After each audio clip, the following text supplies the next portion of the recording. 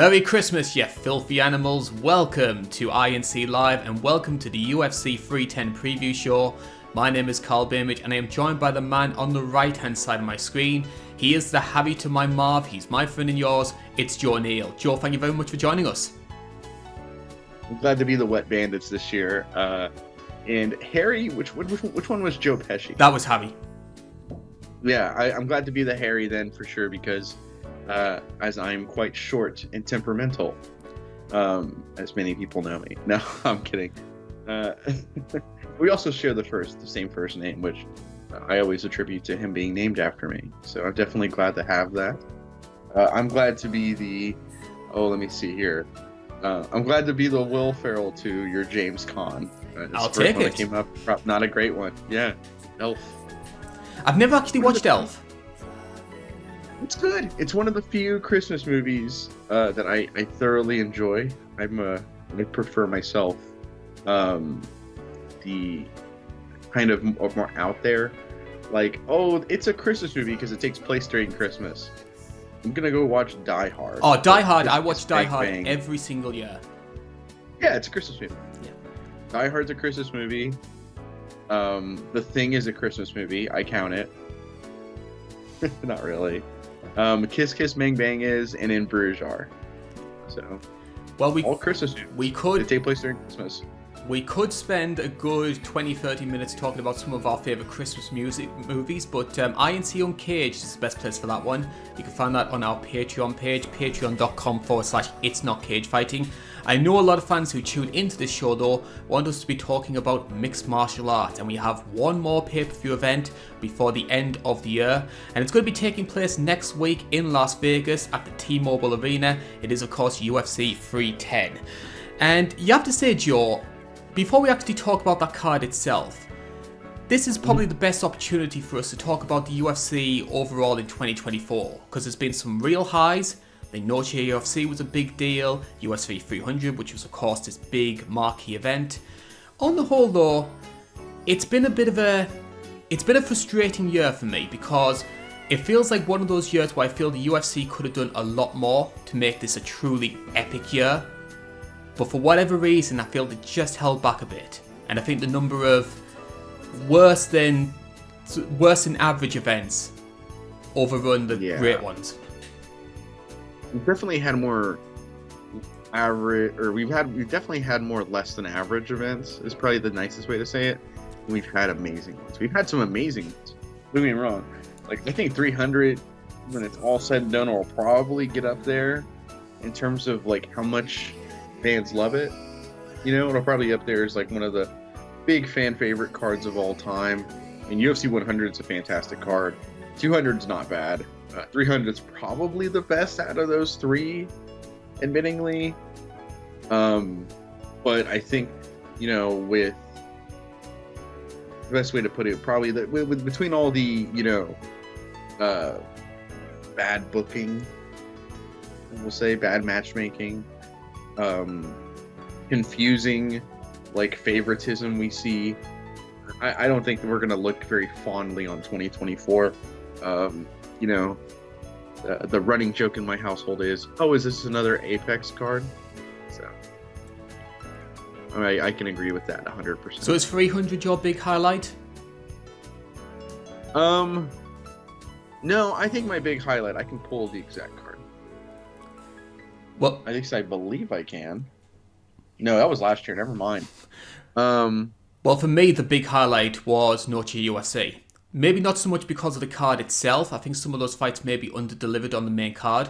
But the production that went into that show. It's very rare that you get a UFC event that comes close to, dare I say, comes close to Pride in terms of pageantry and making theatre out of it. That was one time that the UFC showed, hey, when we're forced to, we can. And I think the show and the experience was absolutely amazing. I would want that to be the case from now on, honestly, how good they did. You know, at least in terms of like the entrances, I think that's all the UFC would need. Is I know sometimes they'll let people do fun entrances where it's like, you know, they let, God forbid, Israel Adesanya do some cringe things or copy the Undertaker before putting on a boring 25 minutes.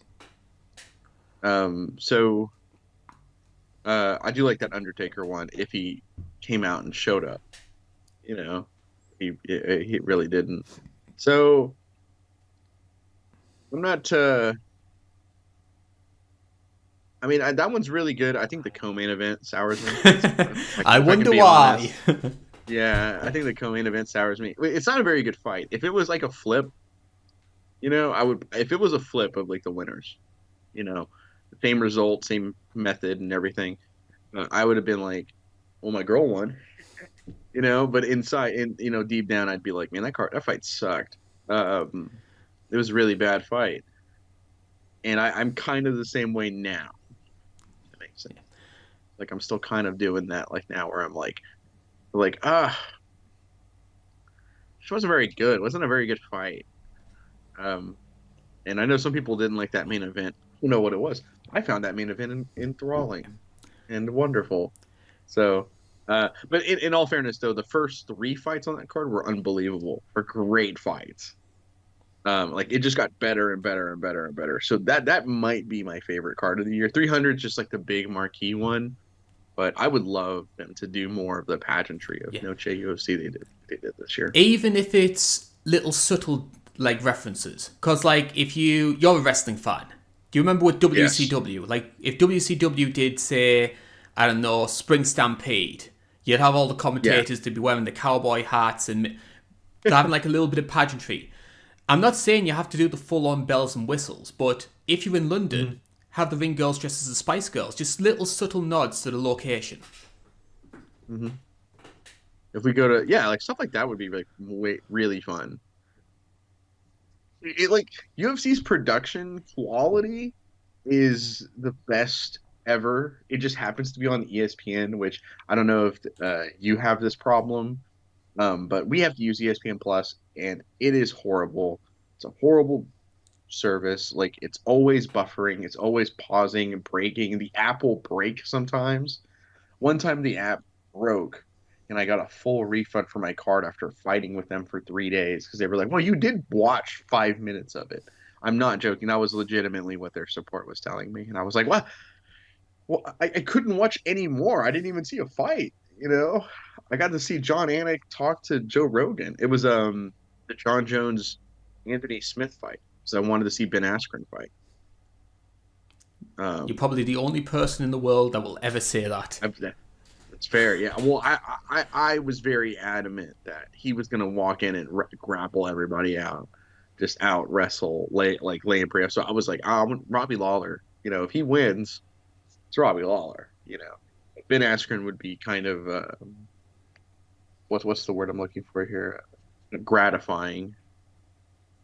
It would kind of justify my sayings, I guess. I couldn't think of the word, but so yeah, definitely the only person to say that's saying that out loud. It was like ESPN Plus isn't great, but the UFC's production quality is unbelievable. I wish they would just kind of be more fun. Let's have some fun. Let's do some cool things. Like WrestleMania every year, they always go all out with their entrances. They always have cool ones between like Dominic coming out in getting released in a police car. Ray's I think Ray's entrance at 39 was really cool. You just hear Viva la Raza, and then like it plays. He comes out in like an Eddie style lowrider with Snoop, and then it goes into Booyaka Booyaka, which was fantastic. Like stuff like that. Like I'm not saying we need like Snoop Dogg to be in a lowrider with Pantoja or anything, but it's just some fun. Like let's have some fun with it. The best day they can do is Kid Rock and Donald Trump. Yeah, it's the best I can do. So, like it's not even because they can pay them or anything like that, just because they're in the crowd. And it brings us on to UFC 310. Now, this is going to be our final pay-per-view of the year. Now, there was always a tradition with the UFC, and I think it sort of goes back to what Pride used to do, that the last pay-per-view of the year was always treated as a big marquee event. And if you look at some of the big shows that the UFC have done over the years in December, you look at things like Silver Weidman 2, McGregor Aldo, you have obviously Julie's big upset a few years ago. I feel like in recent years, the December card, it doesn't have the same pizzazz as it maybe once did. Now, that might be because, obviously, the Madison Square Garden card, that takes a lot of the UFC's interest these days. Where do you personally stand, and do you feel that 310 maybe holds up compared to some of its more recent December shows? No, it definitely doesn't, it definitely doesn't hold up compared to those. Like, we talked about this a little bit before. So I was like, oh, this card's actually pretty good. I think this card's pretty solid. But I feel like I'm kind of, not to rags too much, but not to just be the anti-UFC, anti-Dana White XYZ guy, but it's like in terms of this year, hey, this card's pretty good. In terms of recent years, it's kind of missing a little something. It's missing something. I couldn't. Maybe one more marquee fight, and maybe the UFC thinks Cyril Gane Volkov is more interesting than it is. That might be part of it as well. But like, imagine you had, say, a big middleweight or light heavyweight title fight headlining this card. Well, it was supposed to be Shavkat and Belal Muhammad, wasn't it? Yeah, but even then, I mean, I have a lot of hype for Shavkat. We'll talk about that later on in the show. But I think it's safe to say, and I say this as somebody who does like the guy, Belal Muhammad does have some work to do to try and be that sort of big pay-per-view ratings draw. Yeah, it's a two-way thing, or it's a two-person thing. Very rarely does one person sell a fight on their own. So I can understand that. I think maybe if you'd done, say, let's say you had Belal versus Shavkat as the main event, plus Pantoja versus Asakura, plus Weili versus Werner. You do like the free title fight thing, because I know they did that with 245. Because there were some questions over whether Usman versus Colby was going to be like a big ratings draw. They added the extra title fights, and in my opinion, it worked for that card. I mean, I would have loved Weili Zhang on this card. Yeah. I think we'd love Weili on any card, to be honest. Yeah, she just hasn't been around as much. I mean, honestly, like what she defended at 300, which I'm kind of okay with, but at the same time, it feels like it's like I forgot who I mentioned this about recently. The narrative is inactivity, which even if like I go, oh, that's not inactivity, I'm just one guy. You have to kind of change the narrative as a whole.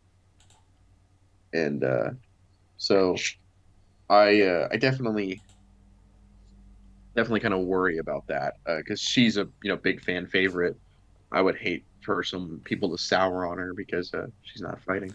It's kind of starting a little bit, I'm afraid to say. I am seeing a lot of places which are starting to get... I think it's because we've got no explanation. Like, is she going to flyweight? Is that why she's holding off? Or are they waiting for Suarez to come back from injury? It's like, if the UFC and Weili were more clear over what was actually happening, I think fans would be a bit more forgiving. Communication. Yeah. Yeah, for sure. I can definitely agree with that. So we'll talk about the prelim fights for 310. You can see those on your screen right now. And there's been one big sort of talking point in regards to the prelim fights, and we'll bring it onto the main card as well. The card placement, based on what we're seeing so far, very wayward. There's a lot of fights on here which, in my opinion, should be on the main card.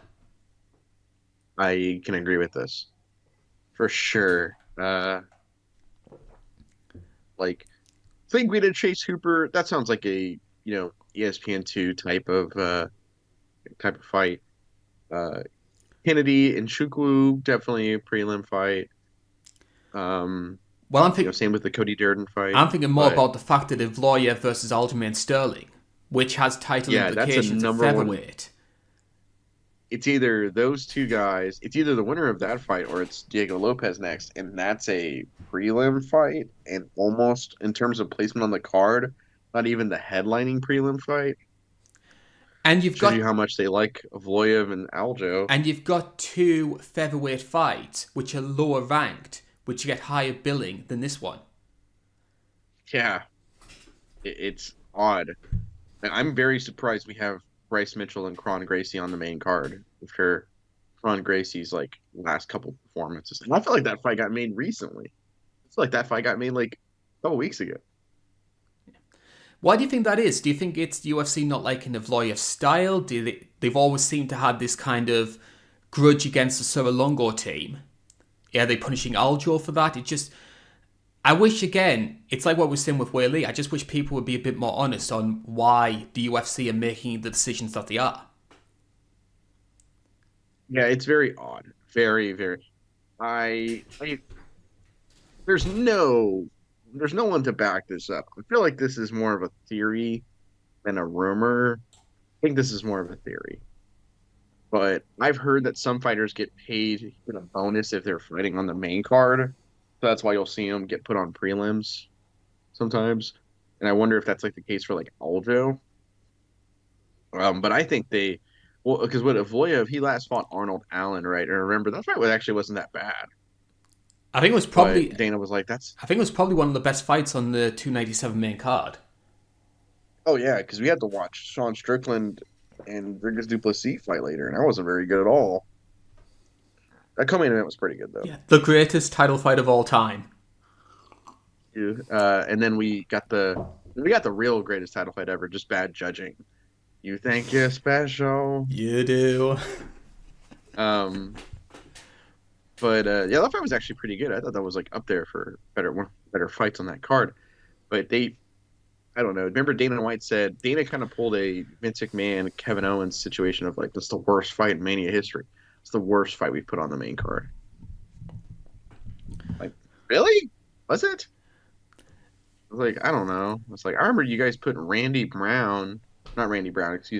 Gall versus Mike Jackson on the main card in a like the winner fights CM Punk type of fight. Like, that's not the worst one ever. You'll know this one. Okay. One that comes to mind for me is like one of the worst main card fights of all time. Polyana Viana versus JJ Aldrich. Yeah, that's probably the worst in terms of like the stakes and quality, because I think that's usually what makes a good main card fight if it's not a championship fight, because obviously championship fights are kind of obligated to be in the main event, around the main event, so which is main card first. I think stakes and potential fight quality is kind of where I want stakes more so for me, because the sport should be a meritocracy. But yeah, that's probably the worst in terms of like up there and then near the bottom in terms of stakes, and in terms of fight quality, it's not even on camera. Another fight. Yeah, that's up there. Another fight I'd like to talk about as well, and we'll probably make this our last discussion topic on the prelims. So Vicente Luque was supposed to fight Nick Diaz on this card. Diaz was pulled out and replaced by Femba Garimbo. And this, I just want to talk a little bit about where you stand on Nick Diaz's current case. I mean, it sounds like he's having some issues. Because I think his like current fiance or girlfriend recently was like, I hope people find out like how much you struggle with drugs behind the scene. And I'm like, Nick Diaz on drugs, like outside of smoking weed, which almost isn't one to me at this point. I'm like, uh-oh, that's not good. Because he kind of comes across to me as I'm not trying to, make him out to be a larger than life figure, but he almost kind of reads to me almost what's the word, like Kurt Cobain-esque, I guess, in the sense of he's kind of an alternative idol for a lot of people, whereas like in like the 90s, and I was really young, so I could be completely incorrect here, but in the 90s, instead of like focusing on like some of the more mainstream guys to look up to, a lot of people took to like looking up to Kurt Cobain, and instead of like looking up towards like GSP, a lot of people look at Nick Diaz, and and if him not like doing well, kind of worries me in a sense because I feel like his personality, like in his attitude, I feel like it's really easy to get down in them dumps and start feeling bad, and that can be like a real slippery slope when it comes to substance abuse. So I hope he's okay. I really do, because I won't pretend I'm not a Nick Diaz fan. I've been very adamant that everyone loves Nate, and Nate's awesome, sure. It's like, but everyone loves Nate just because he beat Connor. He was never the best Diaz brother. It was always Nick. Everyone here from INC Live, we do wish Nick Diaz to get well soon. Hopefully he'll be in attendance when we go to LA next month, and we all wish him the very, very best.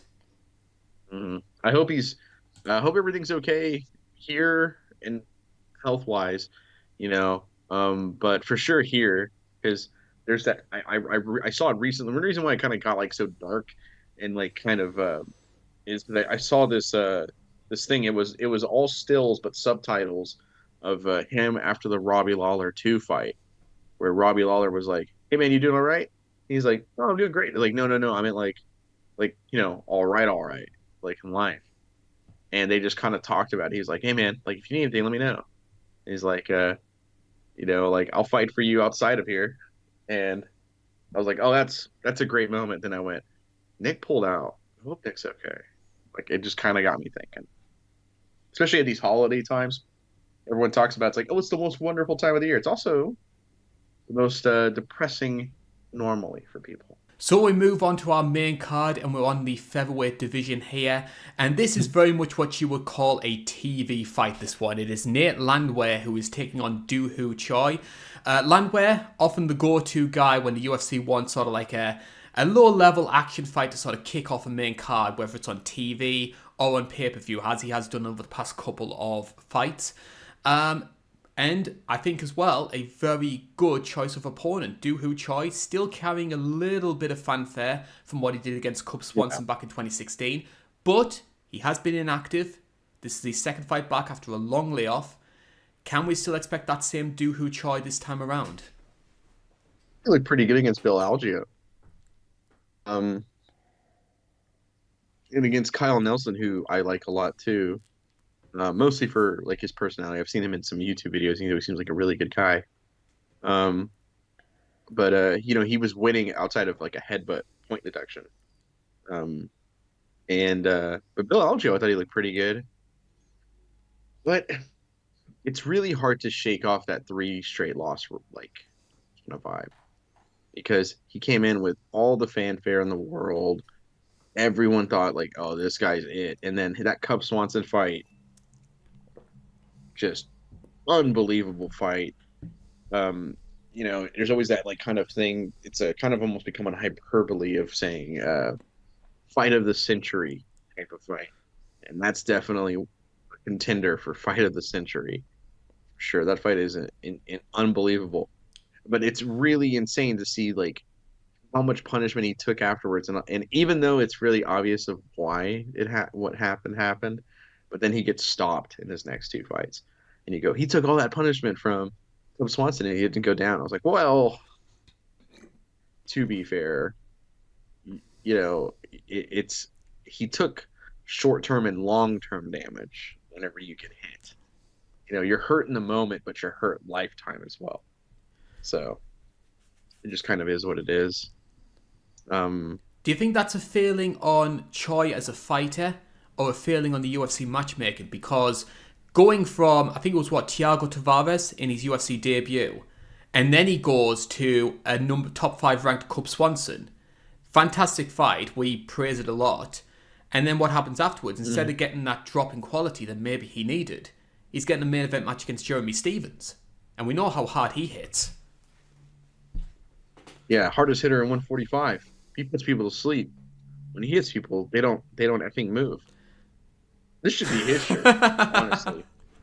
Because he took a picture with Connor's mom, which, like, I don't like mom jokes, right? I personally am very defensive of my parents. Um, so said like if someone said something like that, like did something like that to me, it's like, oh, it's on site, and I might even go looking, you You and know. Michael Chiesa teaming up. But yeah, me and Michael Chiesa tag team. Don't you ever talk about our mom? You know, me and him have a lot in common. We both lost a dad, and so we know what's up. Uh, Christian Cage has us countered, but me and Michael Chiesa could 100% team up. Uh, but yeah, it's so I'm looking here because I was thinking the same thing. I was like, was it literally his second fight? No, he had two more before that. He fought fan favorite early gatekeeper Sam Cecilia and a guy named Juan Puig in his first two fights in the UFC. Then Thiago Tavares cleared all of them in the first round. Then it's Cub Swanson. I still think they probably should have given him a step down instead of like a same level esque guy in Jeremy Stevens.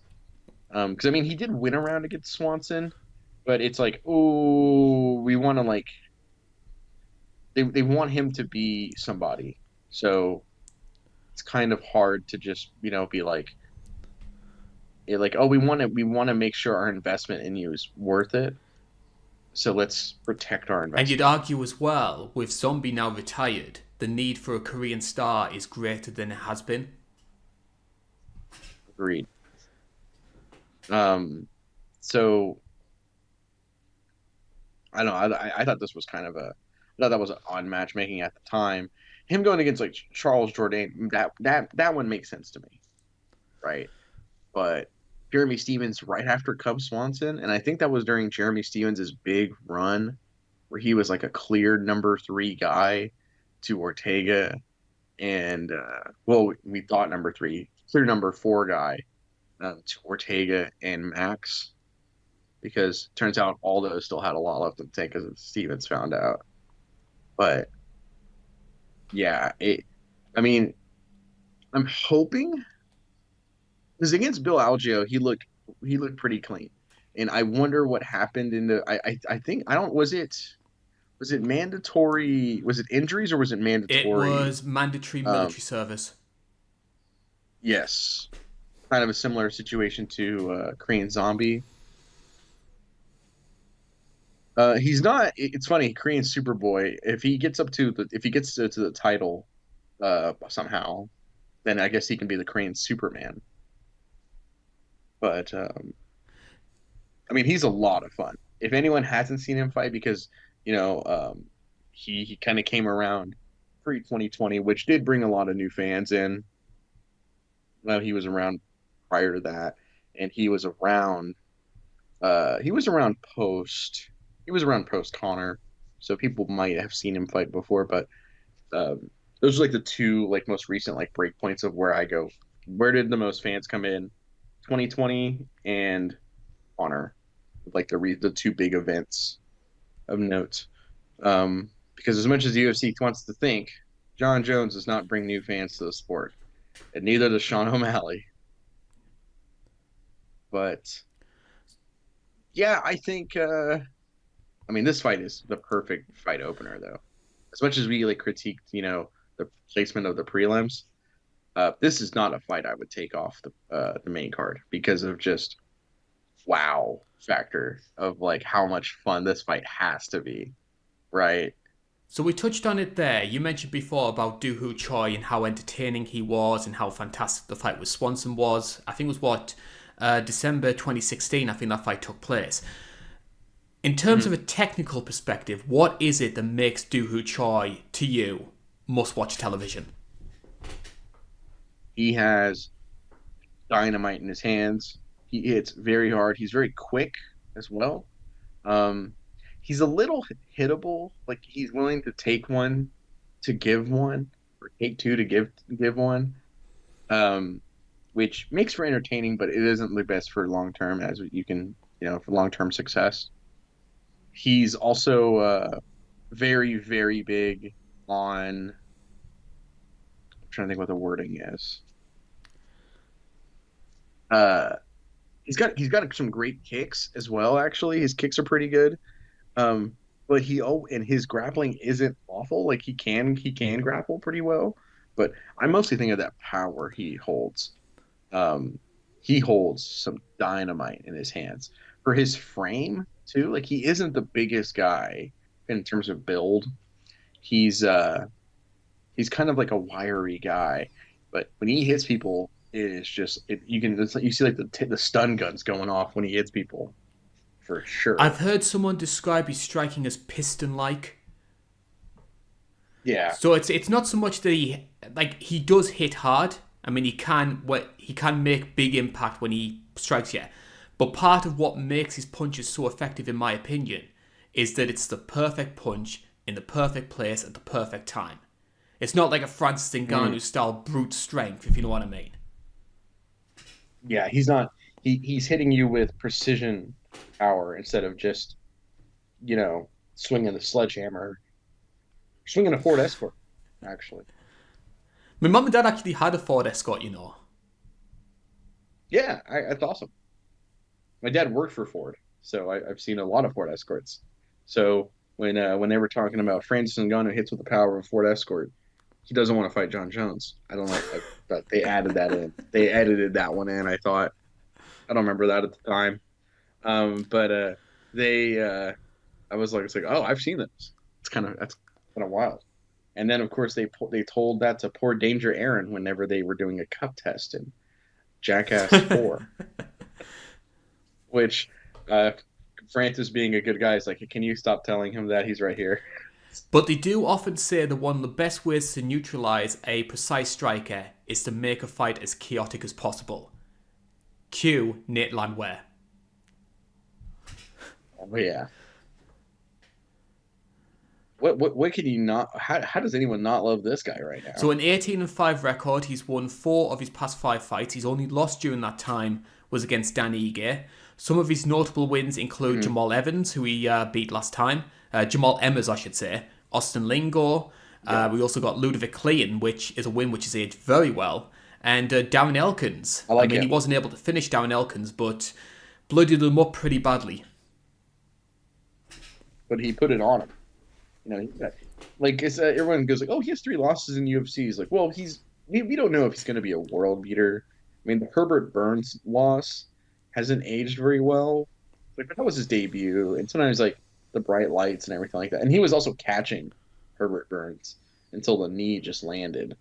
Um, that's another guy of like, what happened to that guy? Herbert Burns used to be the Was the next big Herbert thing. Burns fight where he caught him really early, like in like the first minute or something? There was one fight which he You caught him like, yeah. Oh no, that was Julian yes, Erosa. another great action fighter. Yeah, another guy I love. Juicy J. Uh, but Herbert Burns, yeah, like I think Herbert Burns is getting eaten up against the cage, and he just kind of throws a knee up and catches him. Um, and he's definitely kind of tightened up since then. But he's still like bringer of chaos. Um, like I love what he said after the Jamal Emmers fight, because he was losing that fight, and then he just made an in-round comeback, and he said something like, "Beat my ass and see what happens." And I'm like, oh my god, this guy, give him all the money in the world. This guy is perfect for opening up cards. He is just the man. And what would you say is Landwehr's big strength as a fighter? What's he going to do to try and make this as difficult as possible for Choi? He's he is like the epitome of a pressure fighter, always moving forward. He's willing to take a couple shots to give him, but like he has some pop in his hands for sure, and he'll just like when he puts the hands on you, it's always going to be like he's trying to make it in the phone booth, so to speak. He wants to get you in close in the phone booth and just start letting him rip.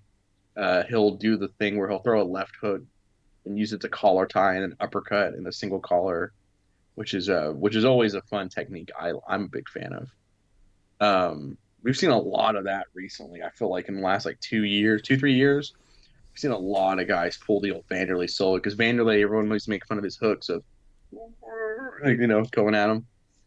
But he would oftentimes like use those hooks to just call it like to kind of collar tie up, and then here come the knees.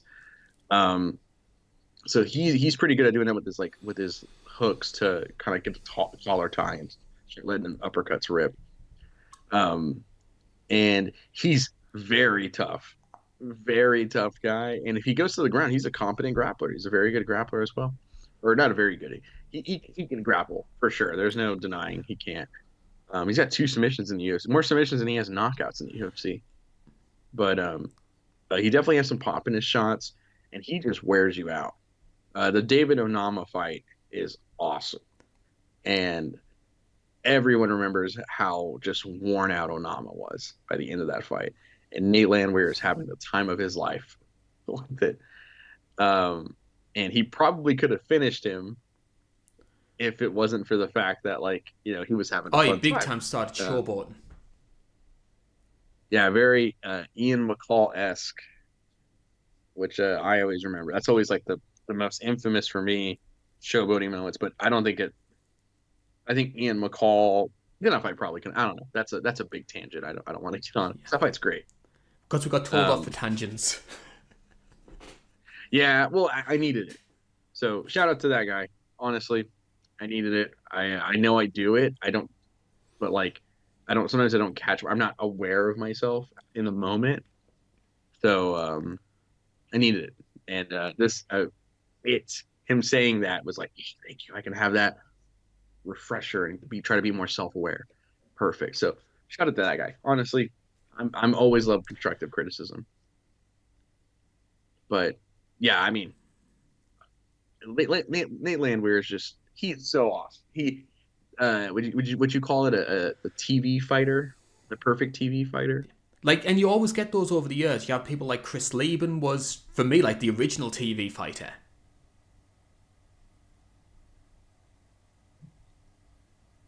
He was always on cards, just there to, put on a show.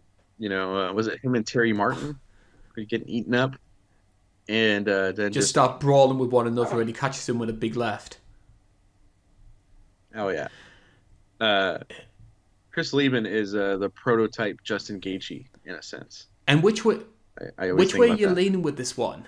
From my own personal perspective, I'm leaning towards Choi.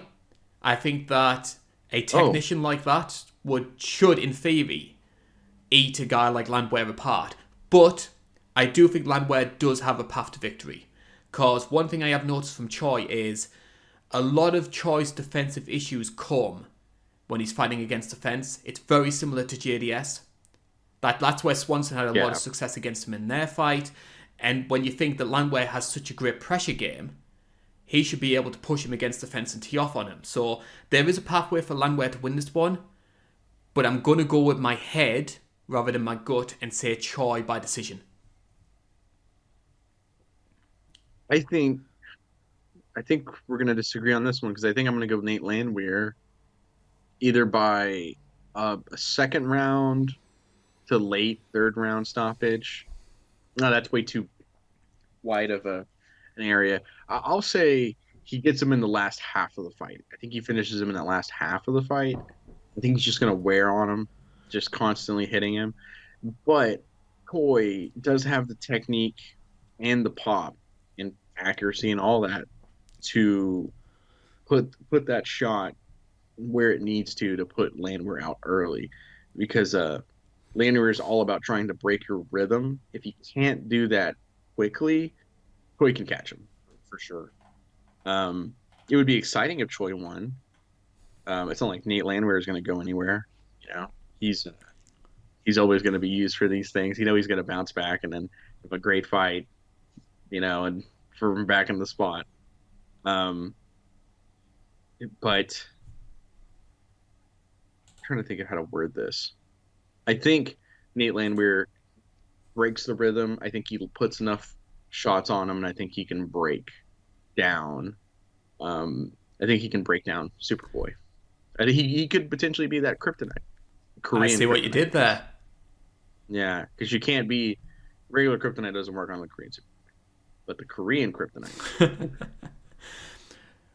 I wonder what kryptonite will be enforced with this one here. Now, this is the fight which has been getting a lot of headlines, maybe not necessarily for the right reasons. We are staying in the featherweight division as Bryce Mitchell returns to action, and he's going up against a familiar face from the past, which is Kron Gracie.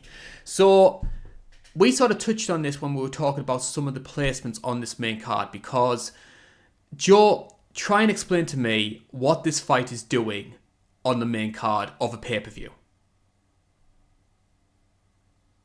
I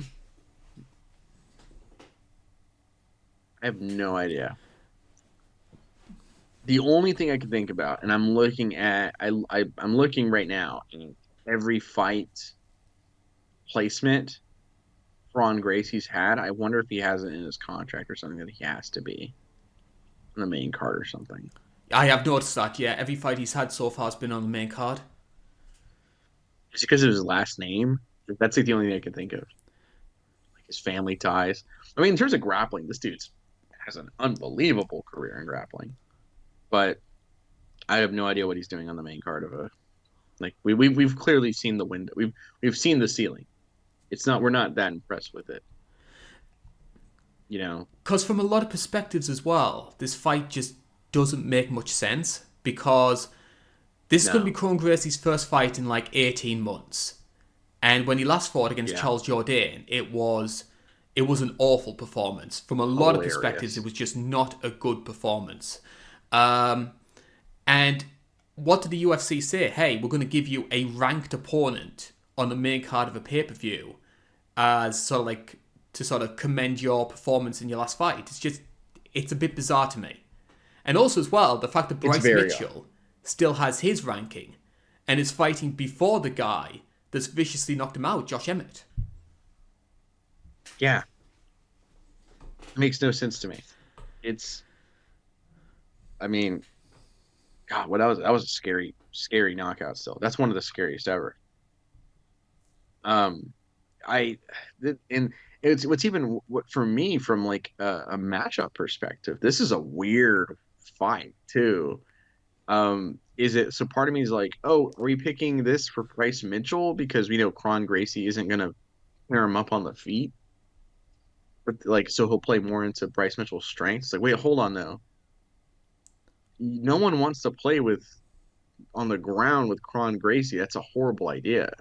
I think they're banking on Bryce trying to grapple with Kron, and it just turned into this like jiu-jitsu battle of like old school versus new school. The fear I have though is even though Bryce Mitchell isn't the best striker in the world, I think there's a big jump in quality between his level of striking and Kron's. And I just feel the situation where Bryce is just going to be happy to keep it standing and just piece him apart. Oh, yeah. I mean, he knocked down Edson Barboza. There's context there, though. You know, I say that. And also as well, the risk of doing this a month after Paul Craig versus Bo Nickel, very similar style of matchmaking, and they just chose to stand and trade between one another, and it was awful. Not good. It wasn't very good. Wasn't a very good card, if we're being honest. Last week's was great. What are you talking about? It had the greatest fighter of all time on it, and he just beat the heavyweight legend. Yeah, I mean, I guess if John Jones walks out, goes into a room with all the people that were happy they got that card, he's walking out because there was no one else in the room with him.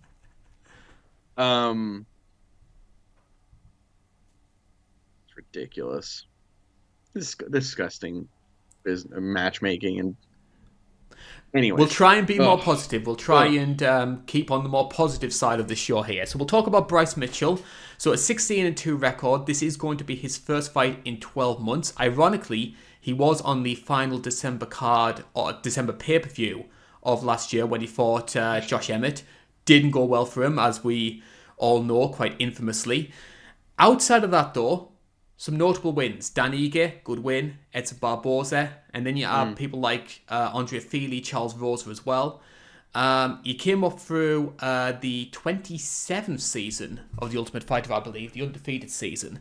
And for all of the sort of criticisms that we make in regards to some of his beliefs, some of his outspoken nature on social media, this guy does know his way around a mat. He is very good at grappling.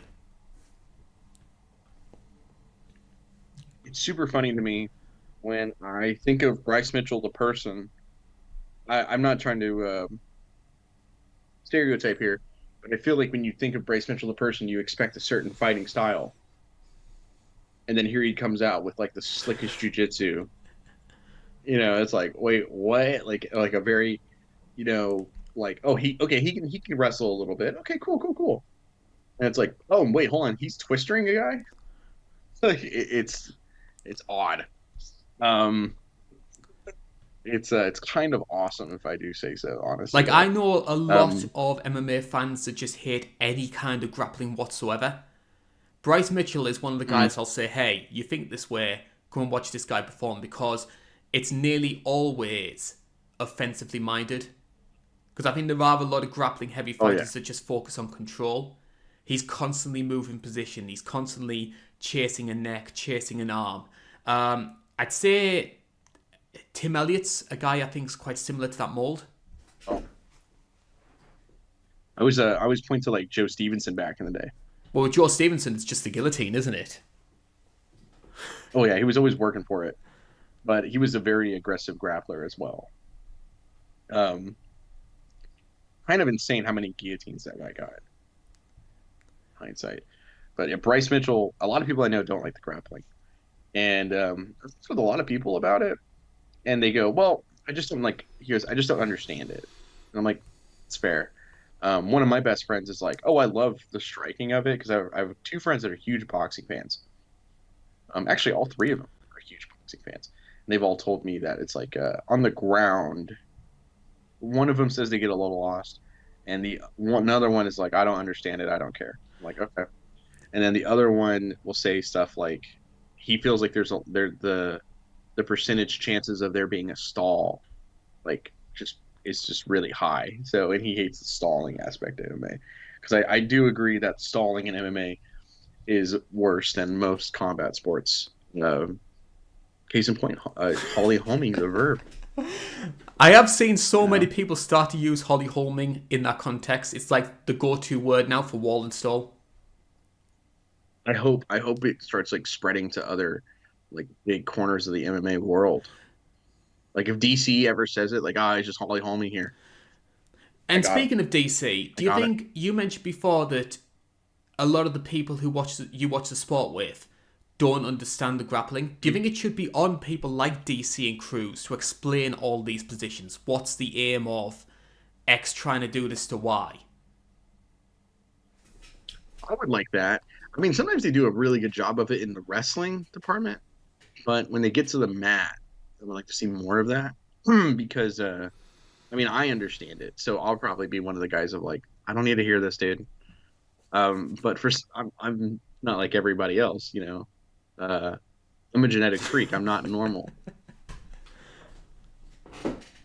But I had to, after I killed myself saying that. But yeah, I come from grappling, I have a personal background. So it's like, oh, I understand it. Like, but not a lot of people do, So that would be better. I think right now, like, the only commentators that I go, oh, those guys are good, or like Paul Felder. I like Bisping, and John Anik. Honestly, probably deserves some GOAT conversations about him. No love for Lovasenko? But a lot of love as a commentator. Too much, in fact. Oh. Oops. No, I'm kidding. No, yeah, I like her a lot, actually. I want to see her more on like the bigger shows, actually. I always forget how good she is right now. Are people forgetting how good Kron Gracie is? 5-2 record here. His last fight came in May 2023. It was at UFC 288, which was the Henry Cejudo versus Aljamain Sterling title fight. Now, outside of his 2 losses, he also has wins over Alex Caceres in his UFC debut, and also some wins in Rizin, Hideo Tokoro and Tatsuya Kawajiri. So, veteran Japanese names on his resume. Nice. All 5 wins have come by submission. All 2 losses come by decision. So is this very much sort of a kill or be killed situation for Kron? It's either going to be one way or it's going to be a decision loss? It's got to be. It's got to be a decision loss, or he's got to get it. He definitely kind of seems like that. It's an all or nothing type of fight. Also, he doesn't have the best cardio in the world either. So he's got to get it done pretty quickly, like relatively quickly. I don't think he can go past, I don't know, maybe like the 8-minute mark without there being some question marks. I think you can say that. I don't know if he has like a bad weight cut or what, or if he cuts weight at all. I'm not very sure actually what he walks around at. It's funny. Everybody always goes, "Oh, the Gracies are always really small." It's like, "Oh, Hickson's big." I was like, and flawless, but we try to forget about him. But it's like, oh, like, everyone forgets, like, oh, Hoist was like 180 pounds. I mean, that's not a small guy. Not huge, but he wasn't a small guy. Do you think it's maybe the fighting style that causes Kron to gas? Because it's a lot of forward pressure coming forward. Not so much relying on technique to get the takedowns, but just sort of like trying to brute your way there. Yeah. He comes from that, like, he comes from a family that believes that to win every fight ever, you just need jiu-jitsu. That's all you need is Gracie jiu-jitsu, and you can win every fight ever. A guy has 2 pistols and a machine gun, jiu-jitsu. A guy has a large long sword and a rocket launcher, jiu-jitsu. Like, they just kind of have that kind of mindset, and so he kind of comes from that. It's funny too because he was trying to brawl with Cub Swanson, so didn't work out great for him, but it was entertaining.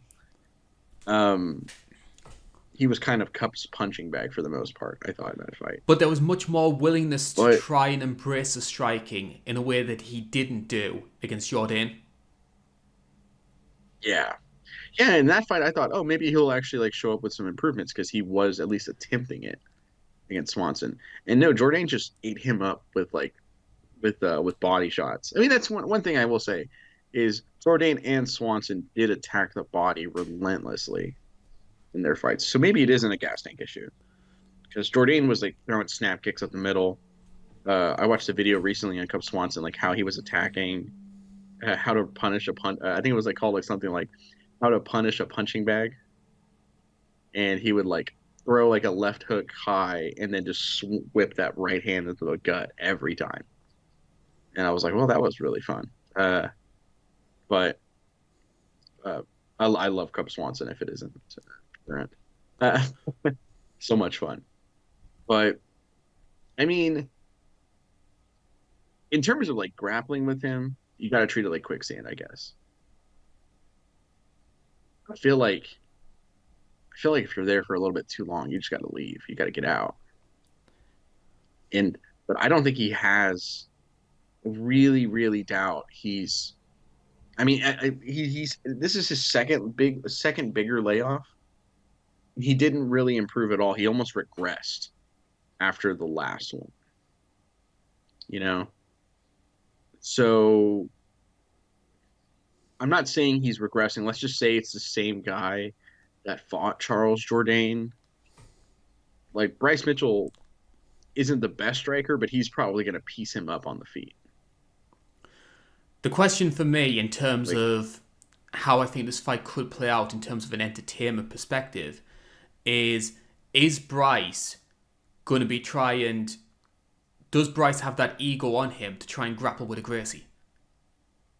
Because ironically enough, that's going to be Kron's best way to try and win this fight, because if Bryce tries to take him down, you're going to be into Kron's world.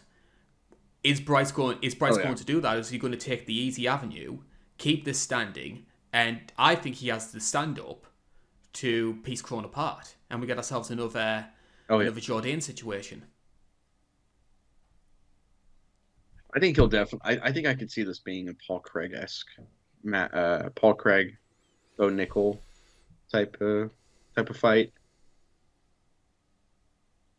I hope he doesn't have that ego that does that, because that would not be a good idea. But you never know. Maybe he does it when he's tired, thinking he can catch him. Which, let's be honest, anyone tapping a Gracie, it's kind of a big deal. I mean, as far as I'm concerned, Matt Hughes tapped Hoyce. Hoyce wasn't going to tap, but Hoyce's shoulder and arm were ripped apart by that Americana in their fight. And then when he was like, "Oh, he's not going to tap," I probably should just beat him up. You're more knowledgeable than I am. Outside of Sakuraba, who have subbed Gracie's?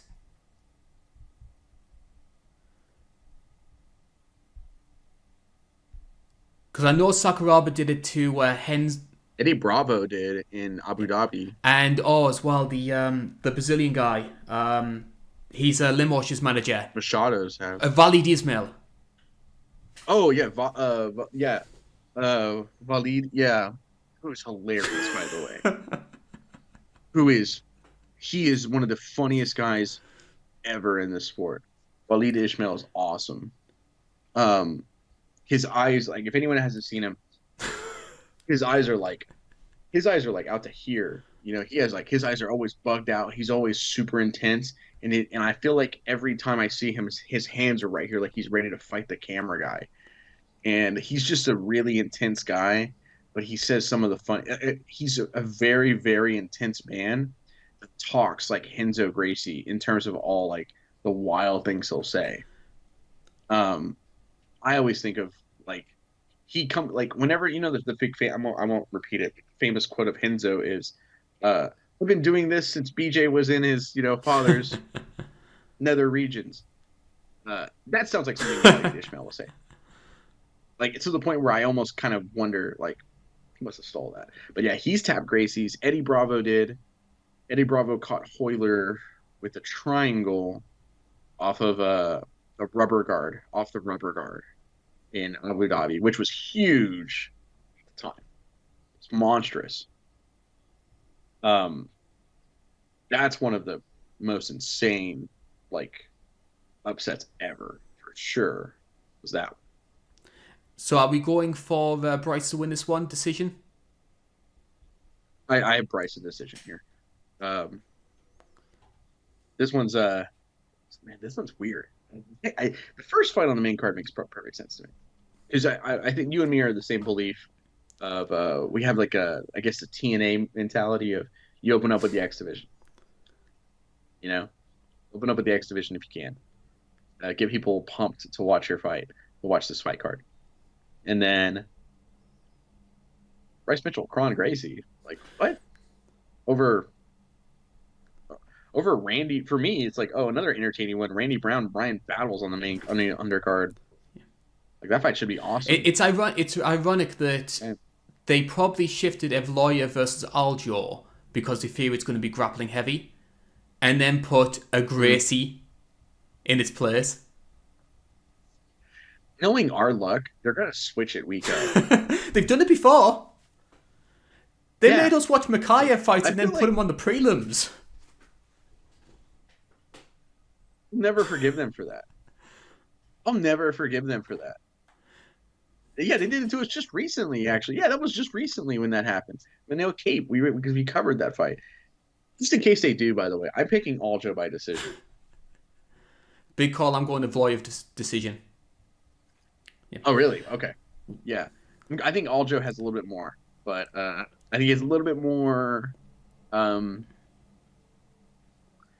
both. It's a battle of two specialists that do the same thing very well, but Aljo has a little bit more of the other areas that I think are going to matter. But definitely going to be interesting. That was just in case. Fight number 3, and we are going up to the heavyweight division for this one. A fight that was originally supposed to take place in Abu Dhabi will be taking place in December. And it is Cyril Gane, the number 2 seed. He'll be looking to try and defend his ranking as he takes on Alexander Volkov. Now, this is a rematch from their first encounter back in 2021. Cyril Gane won that one by unanimous decision. And it's notable as well because a few hours after winning that fight, Cyril Gane got the call to fight Derek Lewis for the interim title at UFC 265. So, title implications for that fight, title implications potentially for this one, because there is still a lot of X's and O's, what ifs regarding Jon Jones and Tom Aspinall. Could we maybe see a situation where the winner of this fight fights a newly crowned champion, Tom Aspinall, in June or July? Yeah. I'm assuming newly crowned. As he has been promoted from interim Jones to real champion. Oh. That fight doesn't happen. Oh, I was thinking that. I don't think that fight happens. I don't think Jon Jones wants any of that. But I'm not trying to talk too much about that because it's heavyweight, so we kind of have to. It's weird. Regardless, I think they're fighting Tom Aspinall. I think the winner of this fights him. I think Cyril Gane's already has tried stoking the flame, saying that Aspinall turned him down. I'm like, I don't think that. I think that's the last guy to turn anyone down. Like, I think that guy's just respectfully, I think I could beat anybody. So I'll fight Cyril Gane. I don't see him ever turning anyone down. I think Tom's even said my next fight is going to be for the heavyweight title. Either I'm fighting Jon Jones for it, or I'm defending it as the full champion. Which is how it should be, 110%. I mean, this would be if Volkov wins, that's a rematch for Volkov. You know, I think there was a really big moment on that. Yes, I believe that was your first ever appearance on the channel. You were doing the post-fight reactions. It just got a little bit too busy for myself. I put the call out for somebody to do the show, and there's you with holding up your mobile phone, shaking all over the place, so nervous, but... Nervous? Arnold Allen versus Dan Hooker, yeah.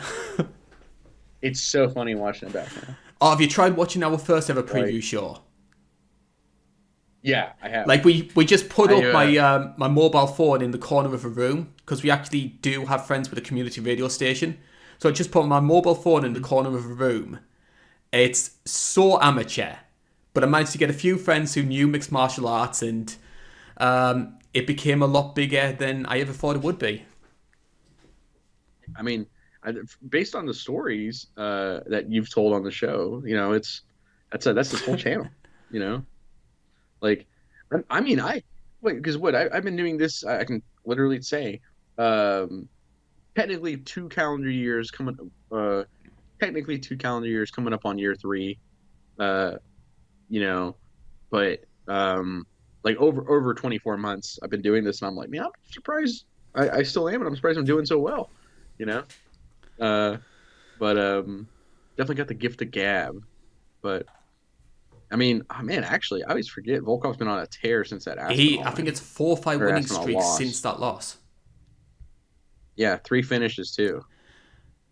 And his biggest one, I thought, was his last one in Pavlovich. He completely neutralized Sergey Pavlovich. I didn't think he was beating Pavlovich, if I'm being honest. I didn't think I didn't give him a chance. As bad as I've seen the argument. I'll put this to you. I've actually seen the argument that some people have made. Mainly, it's Jon Jones fans trying to discredit Tom Aspinall.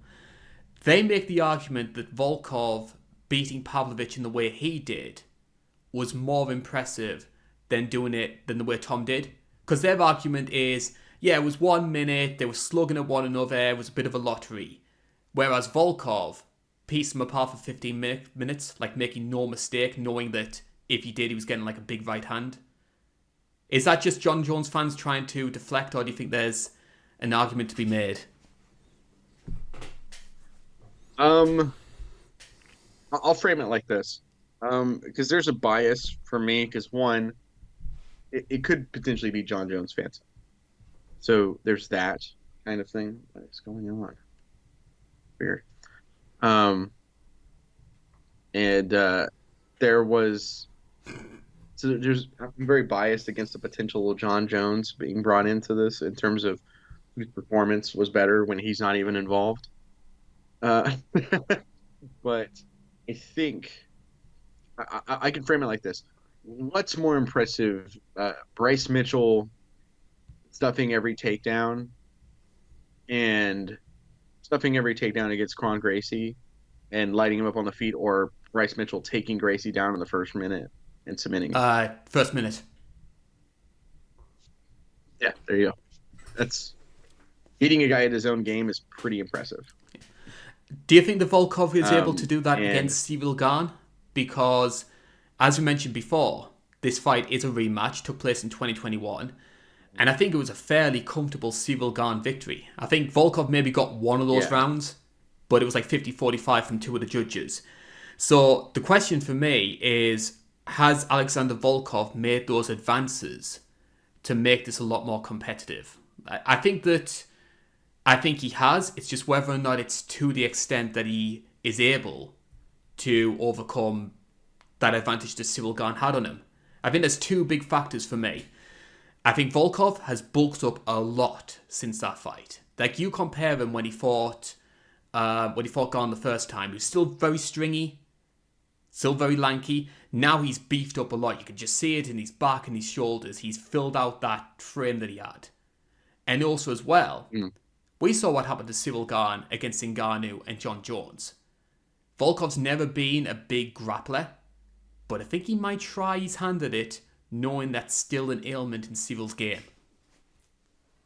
He can't wrestle to save his life. He took down Curtis Blades. And I mean, that was a very gassed Curtis Blades, but he still took him down. who did? No, Cyril Volkov. Gane? Oh, no, I was talking about Cyril Gane having no wrestling. Yeah. Volkov can wrestle. Yeah, Volkov can. It's okay. It's not great, but yeah, he can do it. I mean, I wouldn't be surprised if Volkov does it, because I mean, he got what I always think it's his most recent win.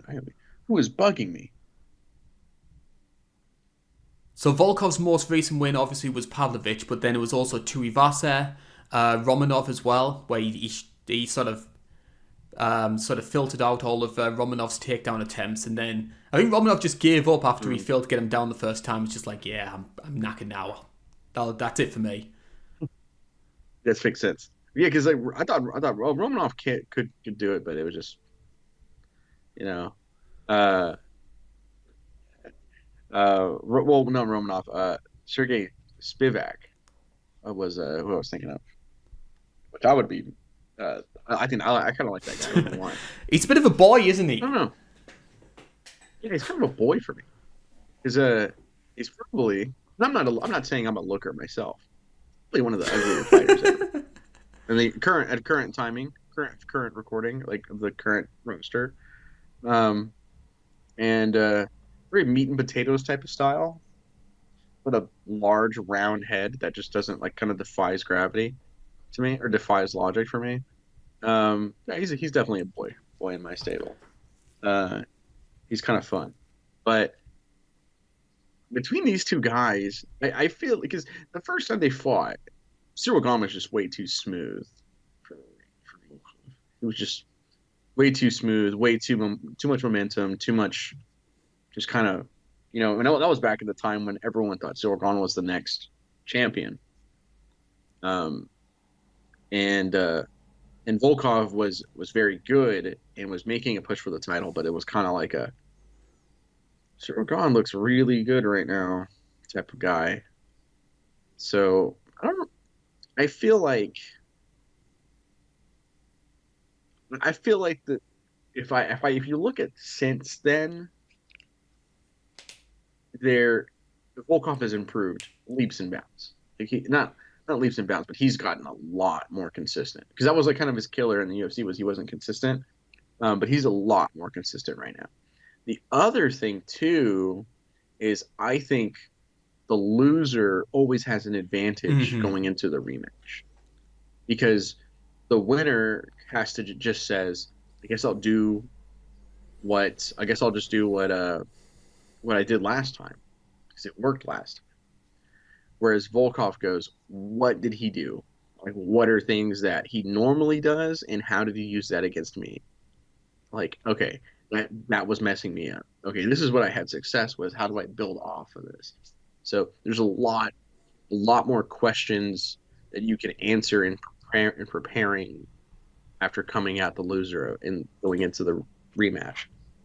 So, I mean, this fight isn't the most interesting to me for some reason. I don't know why, but there is some definitely like talking about it now. There's definitely more intrigue here. We'll focus a little bit on Cyril Gane here because we've sort of touched on Volkov, some of the things that he's done, especially since the first fight between the two. With Cyril Gane, you've got a 12-2 record.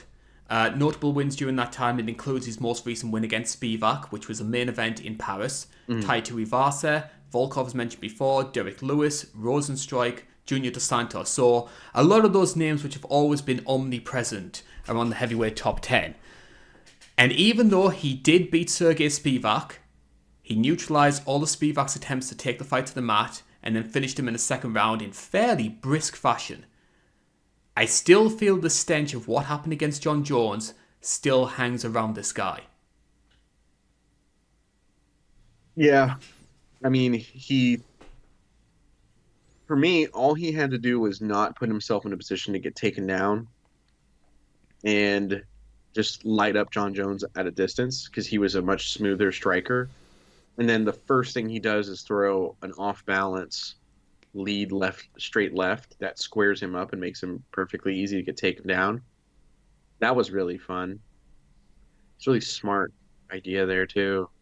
And then when he's being pressed against the cage, I've watched this a couple of times since then, and I feel like he kind of gave up a little because he gave his neck up. Either he isn't a very good grappler at all, or he gave his neck up. See, I could see him like Jones is trying to get the neck, and he can't. And then he's like, oh, maybe I can stick it out here. Maybe I'll be okay. And it looks just like he gave it up. Because I mean, Cyril Gane has 3 submissions on his record. Like he leg locked on till Mays, so it's no slouch. Yeah, offensively. Yeah, so maybe just defensively were all his holes. Maybe he's like a glass cannon when it comes to grappling. It's super odd. I think the stench of John Jones is right there because I think I'm pretty confident in saying that I don't think John Jones fights Tom Aspinall no matter what. Right.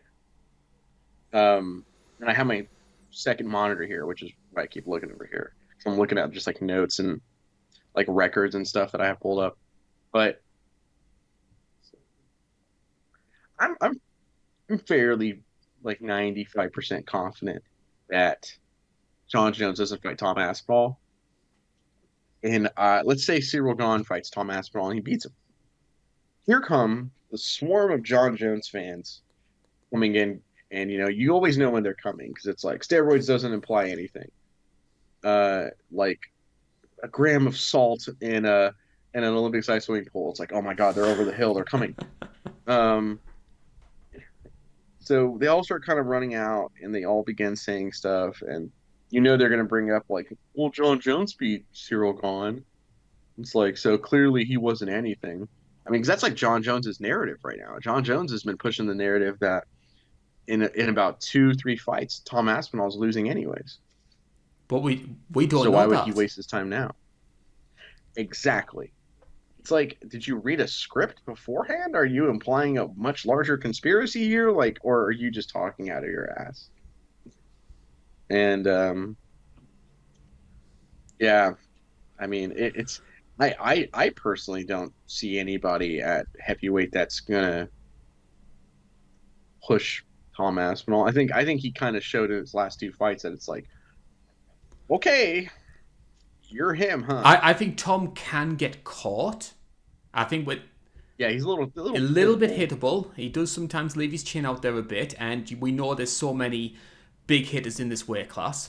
So I don't think that Tom Aspinall is unbeatable. I just think that when you are the heavyweight champion, it's your job to sort of take on all comers, try and prove, hey, you say you're the best, you've got the belt, prove it. And I say this to any champion in their weight class. Pereira shouldn't be dicking about trying to fight Carlos Ulberg. Fight Ankalaev. Prove how good you are. Fight Ankalaev. Stop trying to fight the Chito Veras. Fight Merab. Oh, but then he wouldn't have a title defense. Oh, it all makes sense. That Noche UFC card, that main event, literally was like, see, this is why he didn't fight Merab earlier. Because he would have just lost his title, the flash in the pan. So the UFC didn't want to do it. I've noticed so many of the sort of push champions these days are striking exclusive. And at the moment the UFC try and put off putting them against a grappler. Because the moment they do, they're getting taken down. I mean, who was the best grappler on a full camp? Grappler primary. Because technically, you could put Aldo up there. But who was the best grappler primary on a full camp that Conor fought? Full camp. I'm trying to look this up. Well, Dustin has grappling to an extent. Yeah, but he's not gonna. No. He's not a so primary let's go grappler. through. It was Brimage. It was kind of grappling based. Max Holloway, Brandau, striker. And then you're getting into Dustin Denisiva, who's a kickboxer. Denisiva. And then Chad Mendes, which was short notice. He never fought one until Khabib. And then people were stunned that he got dominated like that. No. They intentionally, because like that's like the whole joke with the Dennis Seaver thing, right? Like he got a title fight off of beating Dennis Seaver. And whole like joke of Joey Diaz was, like, yeah, Frankie Edgar lurking around and like, oh, but Dennis Seaver's available. Oh, Dennis Seaver, like, that's like the whole joke, right? Because Frankie Edgar, if you were going to make a true number one contenders fight, it's like, oh, you do Conor Frankie Edgar, right? No, because Frankie is just going to take Conor down. There goes all that money that goes flying out the window. Because sadly, money is more important than meritocracy, which it's a business, so I can understand to an extent. But if the UFC put effort into promoting fighters, I would have loved to have seen McGregor versus Edgar, because I think stylistically that would have been so interesting, because Frankie's hittable. Frankie's very hittable, especially at featherweight. He was hittable. Always been hittable, honestly. But I think like the pressure, and it would have been interesting. But I think once that first takedown happens, it's over. You can call it. We'll try and get this back onto a tangent, because we have been told off. So Cyril Gane, Alexander Volkov. So are we expecting the same kind of fight that we did first time around? Are we going to see Volkov try and put on grow his Dagestani beard out and just go full on wrestling?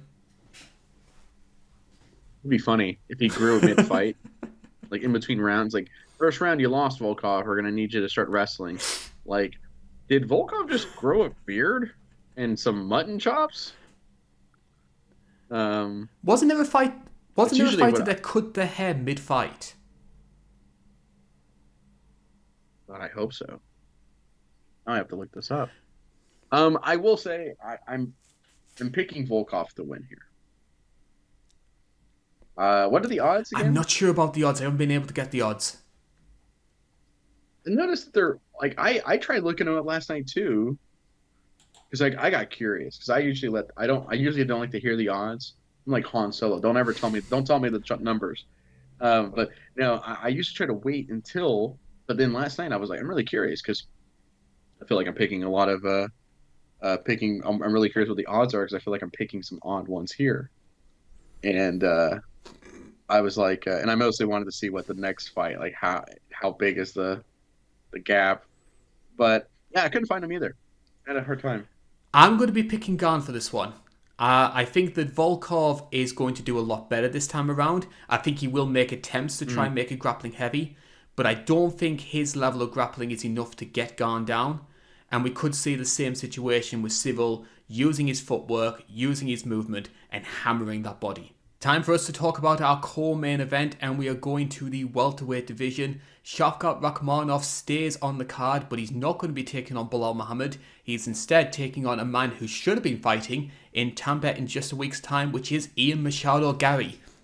So we're going to just talk about this fight in a little bit more detail here, George. And I want to start off by saying, and I can't believe I'm bringing myself to say this though, but let's give Ian Garry a lot of credit here, because he had that fight set up against Joaquin Buckley. It was in Tampa, which is where he's based, and it could have very easily been a good showcase performance for him, just slowly build up that momentum, keep that O in place for 2025. Instead, he's jumping in the deep end on short notice, and he's taking on the boogeyman of this weight class. Yeah, the most terrifying guy in this weight class too. The boogeyman is a very, very apt description of him. And props to him, because according to a lot of people, it's hard to find fights for Shavkat. When he's, because, he does celebrate Ramadan, so it's really hard to book him at certain times of the year. But there's also, not a lot of people just want to see him fight him. He's just haunting that division. Are you surprised the UFC didn't put an interim belt on this fight? Yeah. It didn't, this, as much as I think Shavkat is the best welterweight on the planet, which I'm sure we'll talk about in great detail. He's my pick for the best welterweight on the planet, but the UFC is very interim champ heavy.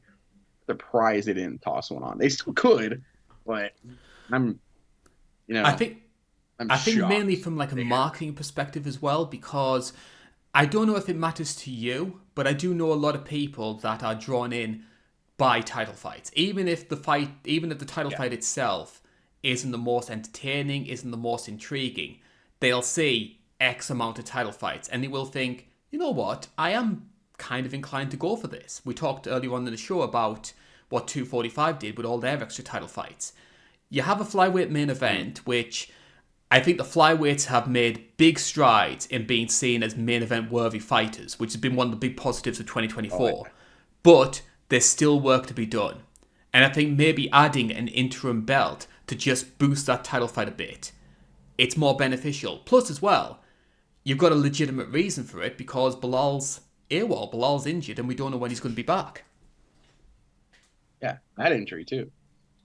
His toe was a balloon, literally. Yeah, I mean, there's. I don't think it deserves it in the sense, because I'm just sick of interim title fights. But that's what they do, because it doesn't work on me, a hardcore fan, but I know for a fact it works in the casual fan base. They'll go, this fight means even more now, and it's like, yeah, technically, I guess. I'm sure they hate when fighters do I always think of it as the Justin Gaethje or the Bisping, where they take the interim title and they throw it on the ground. They go, no, I always like what Justin Gaethje said. He goes, no, I want the real one. You can put the real one around me. I don't care. It's awesome. And then Bisping, he took away Whitaker's belt, and and was like, here, get that off you. Here's the real one. You can come fight me. Also, I'm gonna go fight GSP. I'll be back. But yeah, it's kind of the vibe I have as well. I'm surprised they didn't throw one here. It's kind of awesome though, because I definitely don't think this fight needs one. Because I'm assuming we'll see Shavkat and Belal next year. If Shavkat wins. Around July. So we'll see Shavkat and Belal next year. Spoilers. Me and Luke Thomas are on this train very highly. I'm just saying, Joe, we do live in a world where Raquel Pennington became a champion, so you can't rule anything out. Yeah, but we live in a world where Juliana Pena whined my mom boxed her way to a win over the women's GOAT. But you never fought um, Cyborg. yeah, I said I put it on the tee. I put it on the tee, and you nailed it. I love it. You know how to push my buttons. Oh yeah, like I said, we've been working together for 2 years. We definitely know how to set the other I'm one just up. going to allow myself to go on a tangent here before we talk about this fight. And it's just on the Go ahead. subject of like Juliana Pena. We were talking about the UFC Hall of Fame. And someone was trying to justify Serra being in the Hall of Fame. And he said, well, he won tough. And then he won the title in one of the biggest upsets ever. And I'm thinking, didn't Juliana Pena do the same thing? Where's her Hall of Fame induction? It's fair, very fair. Oh no, that means she might get it one day. Um, Not before Andrade. I think Andrade is one of the people I'm pushing for. she Hall of Famer. Yeah, for sure. I don't think Claudia. I don't think her. Andrade makes sense. Rose will be a Hall of Famer. Carla? Carla deserves it. Carla they're deserves it, not but they gonna won't put put her in. Deserves it. Yeah. Will they, one day in the future, put Shavkat in the Hall of Fame? Because he comes into this fight 18-0, 8 KOs, 10 submissions. Every fight he's won in the distance.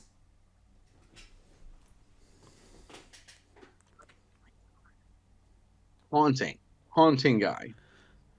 His I'm kind of with the Joe Rogan, I guess, mindset of what a fight kind of is in MMA. It's a simulated fight in the woods, like like in the caveman days. The idea is, if you knock a guy out, you end end it there. You choke a guy unconscious, you choke him until, and you break an arm, you go come back with a rock, and then you win. And that means this guy has, I'm using YouTube safe words here, has ended 18 people with only one guy really giving him problems. And that was Jeff Neal. So, and that's one of the more brutal finishes too of it. No hooks in, just standing, just haunting. This guy, I mean, because everyone was talking about your favorite, Khamzat Chimaev, and I was pretty high on him too, and I still am. But I remember when they were both welterweights, I was like, well, this guy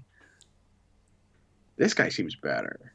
Like, everyone's trying to say maybe this guy's secretly better. And then the more you watch, the more you go, oh, he is. Like, this guy's Shavkat, he was for a long time the hipster prospect. Because he wasn't ranting like a moron, telling people how amazing and scary he was. He was doing it like no bells, no whistles, just getting on with the business and proving how good he was rather than boasting about how good he was. He's almost blue collar in that sense, but then you watch him and you go, he's actually, pretty flashy, relatively flashy.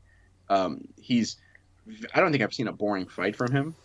The Wonder Boy fight was very dominant, but it wasn't boring by any stretch of the imagination. And like, he just doesn't stop. He just constantly coming at you, and he's looking to take your head off with a shot, or he's taking you down and taking a neck. Terrifying guy. He can strike, because he can just kind of do it all. Like, he's a very good striker. Right now, Khamzat has pictures of him or clips of him training.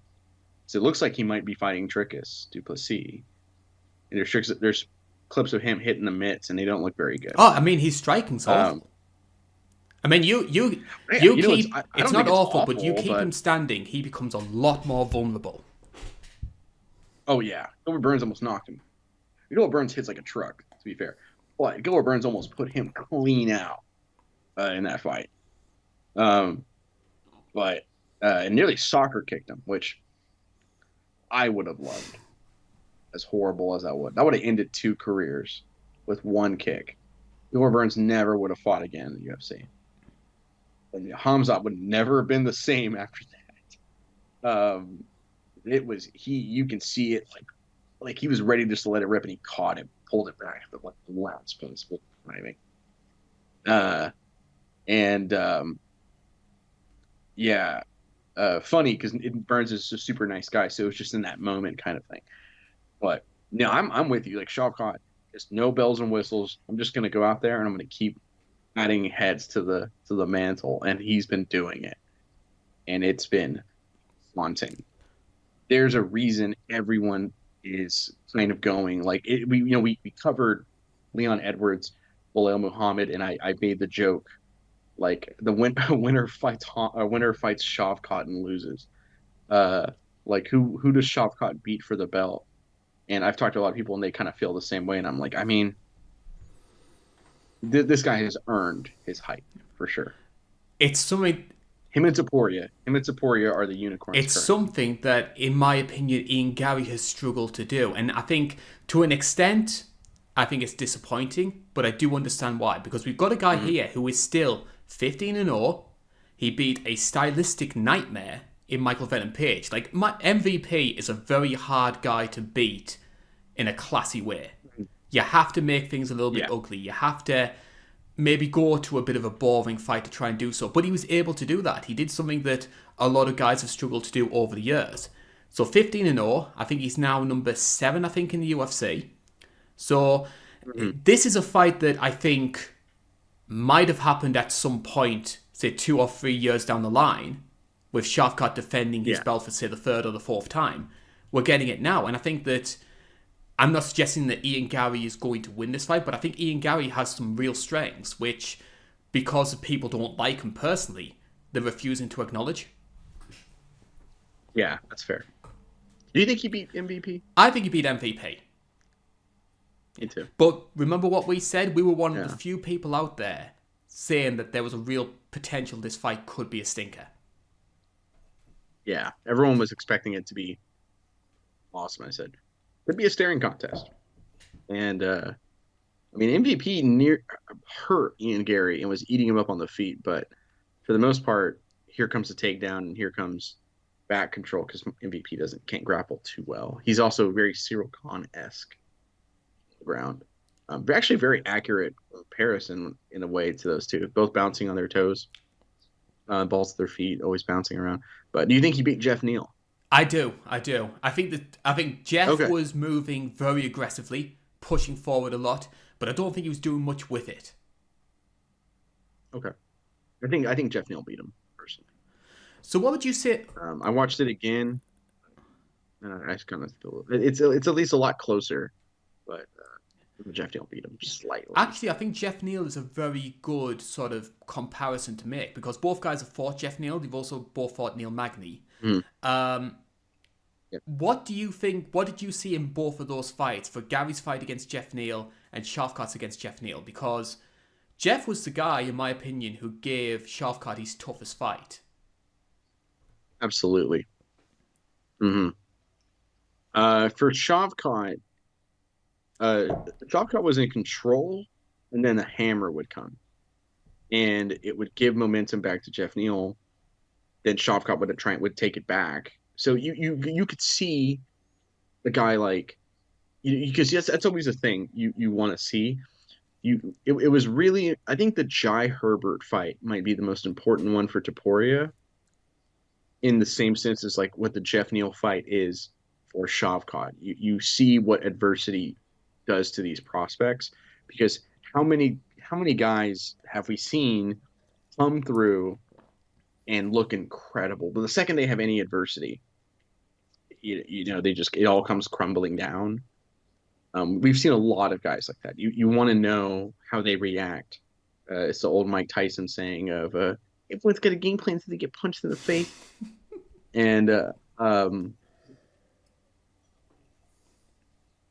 I was trying not to laugh when I did that. um, but yeah, you want to see how they kind of handle themselves, and I thought Shavkat looked. I thought he recovered pretty well, and it was a dogfight. It was definitely a dogfight between the two, but it was very impressive that he went at him with his own game, you know, and he was making mistakes still. He was throwing lead uppercuts with the tall guy defense, and it's a perfect thing for a guy with Jeff Neal, a great straight left, to just counter, and land big shots on him. But Ian Garry was almost like danger adverse in that fight, which is smart. There's being boring does not equate to lack of skill because Belal Muhammad is the champion of this division. Yeah. You know, there's very few bad I champions see so many in this sport. I see so many fans online make that equation and think that Yeah, an incompetent it's fighter disgusting is a to me. boring one. Yeah. Yeah, it's completely untrue. See, it's a weird narrative in this sport that I don't understand because if you look at if you look at the guy who a lot of people say is the greatest ever, George St. Pierre. St. Pierre is not an exciting guy by any stretch. He's had some great fights, and but he's had a lot of stinkers. Um, I've watched that Jake Shields fight recently. Retro review. Yeah, wasn't not a good fight. Neither one of those guys are exciting, thrilling guys. Um, but that doesn't mean anything because Bruce St. Pierre's two ever. I say number two. Everyone else has him at one. Totally get it because he was my number one for up until literally like 12 months ago. Because I've gone into at length multiple times, but excuse me. But a lot of the time I've seen Ian Garry fight, we see pretty much the same kind of style. He does like to stay on the outside and rely on people to make the first move, and then there's that lightning quick counter, which just deters people from taking him down, and it's a real source of a lot of his success. Is that going to work against a guy like Shavkat? Because the way I look at it is, if Garry tries to go with that kind of counter-offensive style, backing himself up against the fence, he's setting himself up for Shavkat to try and take him down. And I don't think Garry is going to be able to deter him in the same way he would someone like a Jeff Neal or a Gabe Green. Yeah, I mean, Darian Weeks also was like pressing him to the cage and just couldn't quite get him down. As well. Friend of the channel, we got an interview with him. He seemed like a nice guy. I think his footworking is always very outside based. He wants to be on the outside and land shots at a distance and kind of force you to make mistakes off of that. And Shavkat does make mistakes. Like he's not like a perfect fighter. Like Topuria has some things he does that aren't great. So Shavkat has them too. But it doesn't seem like anyone's been able to capitalize on it. And Ian Garry potentially could, because he could catch Shavkat with a straight right if Shavkat throws an out of like not an out of pockets. What is the word here? Just I know what you're talking about. Yeah. Yeah, you know what I mean? Yeah. Like it throws a lead right uppercut like he was throwing a lot. And I do still have those concerns about tall man defense. Yeah. They both do this too. And both of them have shown to have dangerous high kicks. They both are willing to go high with their kicks. And I feel like tall guy defense is the head kicks are one of the last things they want. You lean back too much. It's whenever you see like the Thai style of like leaning back at the hips when the kick goes like that, I just go, man, that's so flashy and cool, terrifyingly dangerous. Um, you know, uh, I think both of them have the tall guy defense. It's just a little scarier when Shavkat does it because if you look at his skill set, you go, why are you doing that? Hold on, you don't need to do that. Um, I think if you were to compare the fighters skill by skill, you'd probably give Ian Garry the advantage on the feet. I don't even think that's an outrageous claim to say Ian Garry has the advantage on the feet. I think Shavkat can put in work on the feet for sure, but I don't think he's going to piece apart Ian Garry on the feet. But the big X factor is Shavkat, if he gets a takedown, what does Ian Garry have? You better hope that last name means something. You better hope adding, or not last name. You better hope your middle name Machado means something here, because if not, like, you're in a nightmare of trouble. That's actually kind of funny. We have a Machado Garry and Gracie on this card. Kind of funny. I myself personally like the Machados more than I like the Gracies. We need some more old school family dynasties to come on there. We need to like rename, like, I don't know, like Alexander Rufus Volkov or something like that. Hear me out here. Cyril Shamrock. So if Volkov wins, he did that on purpose. Did it on purpose. If Volkov wins, then Volkov's going to win because Cyril Gane's going to give him the go-ahead as Volkov has a chair and just wants to take it the Rock style. That's my big famous Ken Shamrock wrestling moment. You sort of he did it on purpose. You sort of touched on the key factor for me as well. I think in terms of striking, I do think it could be quite even. And I actually share the sentiment as you. I think that Ian Garry may be a better striker than Shavkat. But when you add in the grappling to the occasion, the situation, I think there's going to be a big gulf in the level of the two on the ground. I'm going to say Shavkat's going to win this one. I'm going to say we go over 2.5 rounds. And I'm tempted to say it's going to be ground and pound. You think he does it within 3? Because it's a 5-round fight. It's going to be a 5-round fight. I think it's going to go over 2.5 rounds.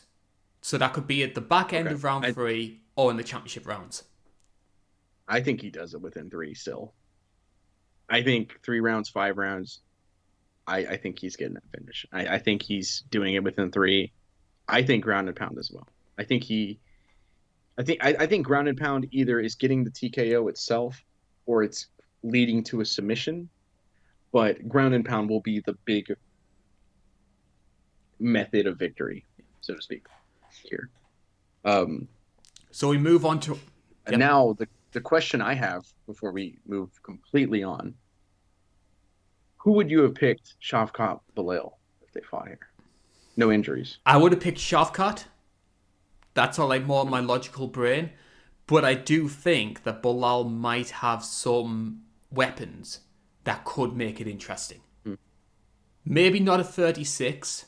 Like a 36-year-old Belal Muhammad is going to be more compromised. Yeah. But I think if you caught Belal, say 2 or 3 years ago, I think it could be, I would say, Shavkat minus 150. Yeah, it makes sense to me. Also, take a look at this drink. Yeah, Duff Man. It's an orange soda. And I feel like it's fizzier than normal because my word do the bird. I sound like Barney drinking it. So a Duff orange soda. We finally have that Keenan and Kel Simpsons crossover we've always wanted. It's Duff a la orange. But it was literally called. And I was like, I'm buying it. It's like, can I buy multiple of these? They're caffeine free too.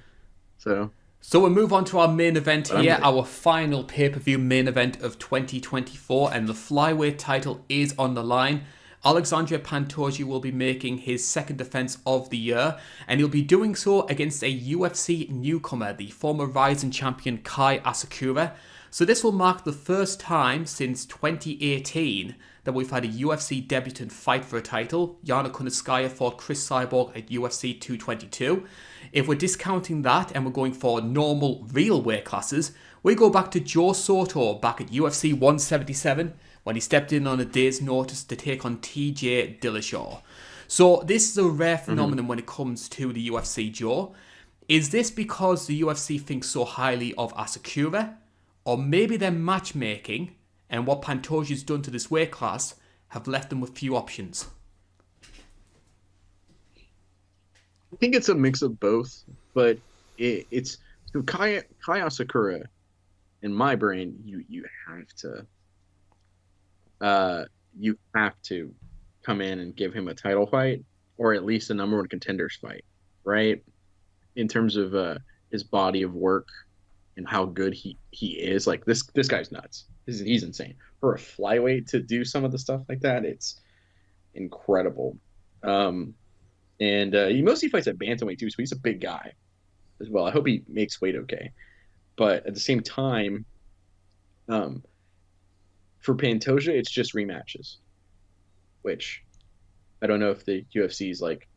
I mean, flyweight already kind of has what I like to call the Frankie Edgar syndrome currently. Rematches.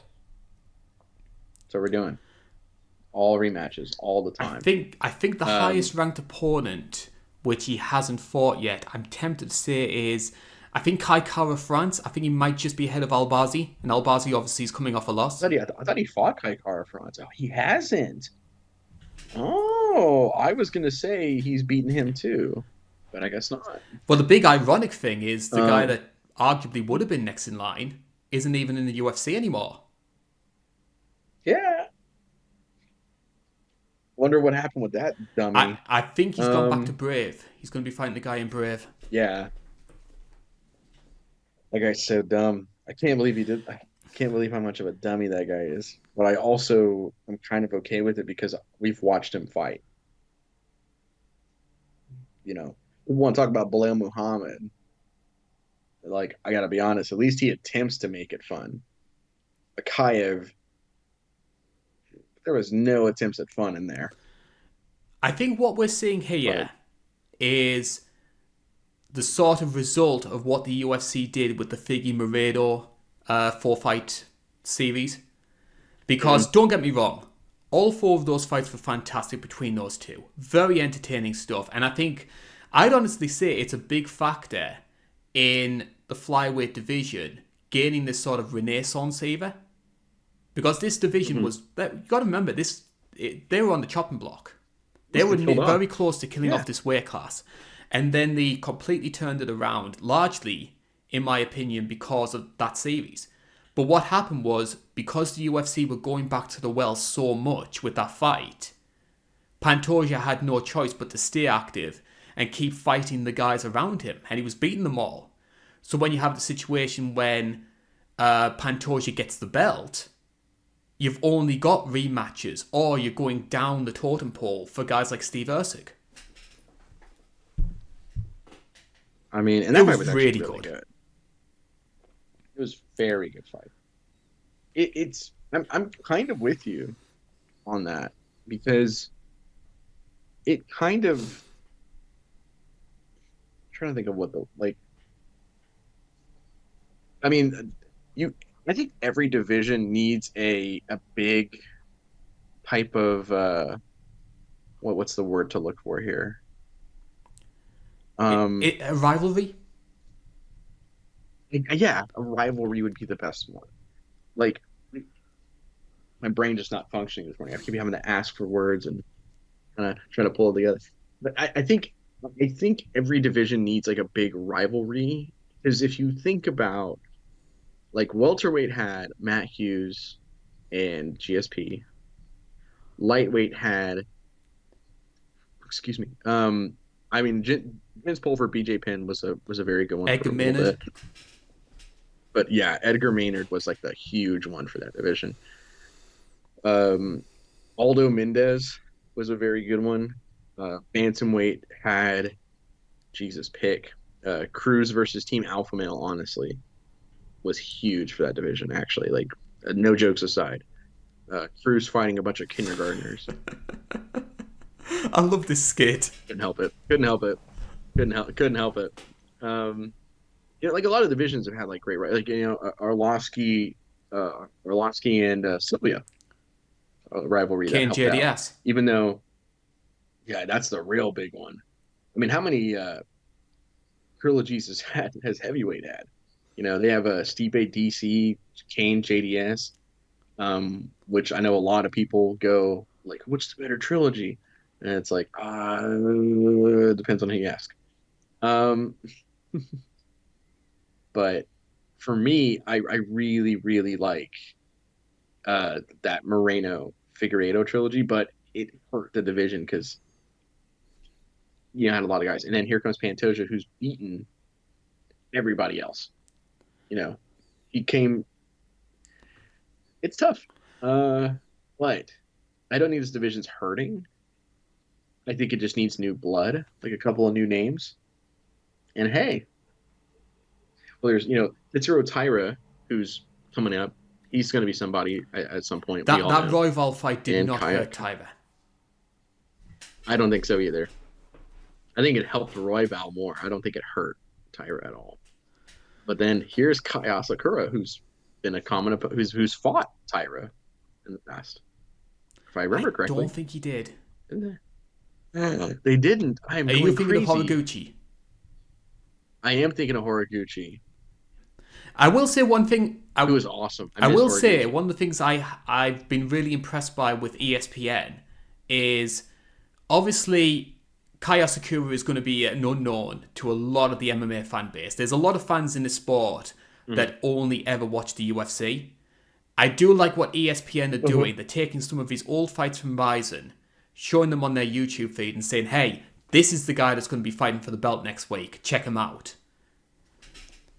Because they don't normally go out their way to promote other promotions. So kudos to them. I know. Good job on them. He has a lot of fun fights on there. I mean, I like the fight with Juan Archuleta. It's like me a good body shot. So, a lot of finishes this guy has. 13 KOs. So, you've done the research. You've looked into the X's and O's of this guy. What can fans expect from Asakura in this fight? I mean, he's a finisher to the maximum level. I always thought of him like I liked in Rizin because you can throw some soccer kicks. He was always throwing those. It was really fun. Stomping well, a lot of knees as well. Good solid power. His grappling is pretty solid, but my word, is this guy like when he seems to hit guys and guys go, ooh, I didn't like that at all. He kind of gets a little too aggressive in there. I feel like Manel Cape caught him mostly because he was chasing him. And Manel Cape's very fast and very slick. So it makes sense. But I mean, he's fought a lot of like superstar talented guys. I see two types of Kai Asakura when it comes to the striking. I think that type number one is the counter-striking. Because a lot of the time, a lot of his success comes from the fact he's waiting for his opponent to make the first move. Then comes that big right hand as they're coming in. That's how he caught Horiguchi when they fought first time. Admittedly, Horiguchi wasn't 100% going into that match. So that's maybe a knock against him. Yeah, I remember hearing about that. So you've got the counter-striking side of him. And when he's going forward, he's full on berserker. It's like watching Takanori Gomi. Yeah, it's insane. Like, I always think of that like berserk moments, but he has to hurt you first. But Gomi's is a awesome. Almost let out a big expletive. Gomi is an awesome comparison. Actually, I really like that because Gomi was known for I hurt you. He's either throwing the hands in because he knows you're out, or he's just takes a couple refs to pull you off in one case. I always love that. Domi's being held back by refs, and he still manages to sneak a soccer kick in. A little like, it cracks me up. It shouldn't though. Because I watched one of Asakura's Um, fights. I can't remember the name of the opponent, so I do apologize. But it does eventually, the ending sequence of that fight, it does eventually, it's almost sort of like, do you remember Munoz versus Cody Garbrandt? Where they just start swinging in yeah, the centre between one another, and it's just basically a case of whose chin's going to break first. That's how that fight played out, come the end of it. I think I know which fight you're talking about. I think it was Shuto Watanabe, where they just kind of like let it rip. This guy has no problem, like just he almost doesn't have like a care for his own well-being at times when he's like when he smells blood. It's like he's a whole different fight, like two sides of two coins on that. But man, when he's looking for the counter and he wants to be slick, it's there. Also, good body Mm. attacker too. He attacks the body with a lot of knees. And I love that. I think that's going to be huge in this matchup because Pantoja historically does not have the best gas tank in the world. I was going to ask you about that because it was something that I always used to point out as a big weakness in Pantoja. But But he wins the last couple rounds exactly, almost we've every seen him time beat too, Steve huh? Ercik over 5, we've seen him Weird. beat Royval over 5. So, Moreno over 5. Well, he was beating Moreno going into those rounds too, but still. Um, it's funny because he's always like dead tired and he still wins the round. I'm honestly going to make the argument, and this might backfire on me come next week if Mhm. Asakura wins. I think we need to give Alexandre Pantoja a hell of a lot more respect when it comes to sort of pound for pound rankings because you look at the people this guy's beaten, you look at what he's been doing in his title reign so far, and nobody's talking about him and being like a top 5 pound for pound fighter. Is that just Oh yeah, bias against the smaller weight classes? Is this because he relies on his chin maybe a bit too much to be seen as a pound for pound I think it's great? that. I think it's that. I think he relies on his chin too much. I think that and like a lot of times he'll get eaten up on the feet, get a takedown and take the back. And then like I'm just gonna hold on for dear life and win the round. I think that happens enough. Like, because that wears on me personally, because I personally don't like that. Only one time have I ever liked that, and I'm a hypocrite for it. Was Talia Santos Valentina, and I'm making fun of myself. I'm making fun of myself here. I'm I not thought making you were fun of going to say Valentina John here. I'm Fitch, making fun of Damian myself. Maia. Oh man, I Because hated it's that. it's Fitch complaining about being laid and preyed on, It's super funny. Is which is another fight we covered that on the the retro lowest review. scoring fight? Is that the lowest scoring fight on retro review No, history? that was UFC 100. No, I gave yeah, because it's the that's he's the main event of that card. We've covered a lot of John Fitch on the retro review. It's weird, an astonishing amount. Um, an astonishing, too much John Fitch, dare I say. Stop nominating cards with him on it. Unless it's him getting knocked out by, actually, John Fitch has a really good fight with BJ Penn. But unless it's him getting knocked out by Pig Rig, I don't want to see another John Fitch fight on my Wasn't it cards. Eric Silva that pulled a really Um, good fight out of him? actually, yeah, Eric Silva got a really good fight out of him. Um, but yeah, Pantoja, honestly, for me at this point in time, he's probably number 2 flyweight ever, right? I would say so, yeah, Like, because I think like Moreno didn't really have the long reigns. Like, yeah, agreed. Figgy was sort of like he could have been, but he was aging at the time that he won the belt, so you can't really go for him. Yeah. Cejudo's success was crossed over 2 weight classes, so there's a bit of a and Mhm. Benavidez never got it. So I It, think I think you're right. I think Pantoja is number 2 behind Minebaus. because for me, that top 4 has to be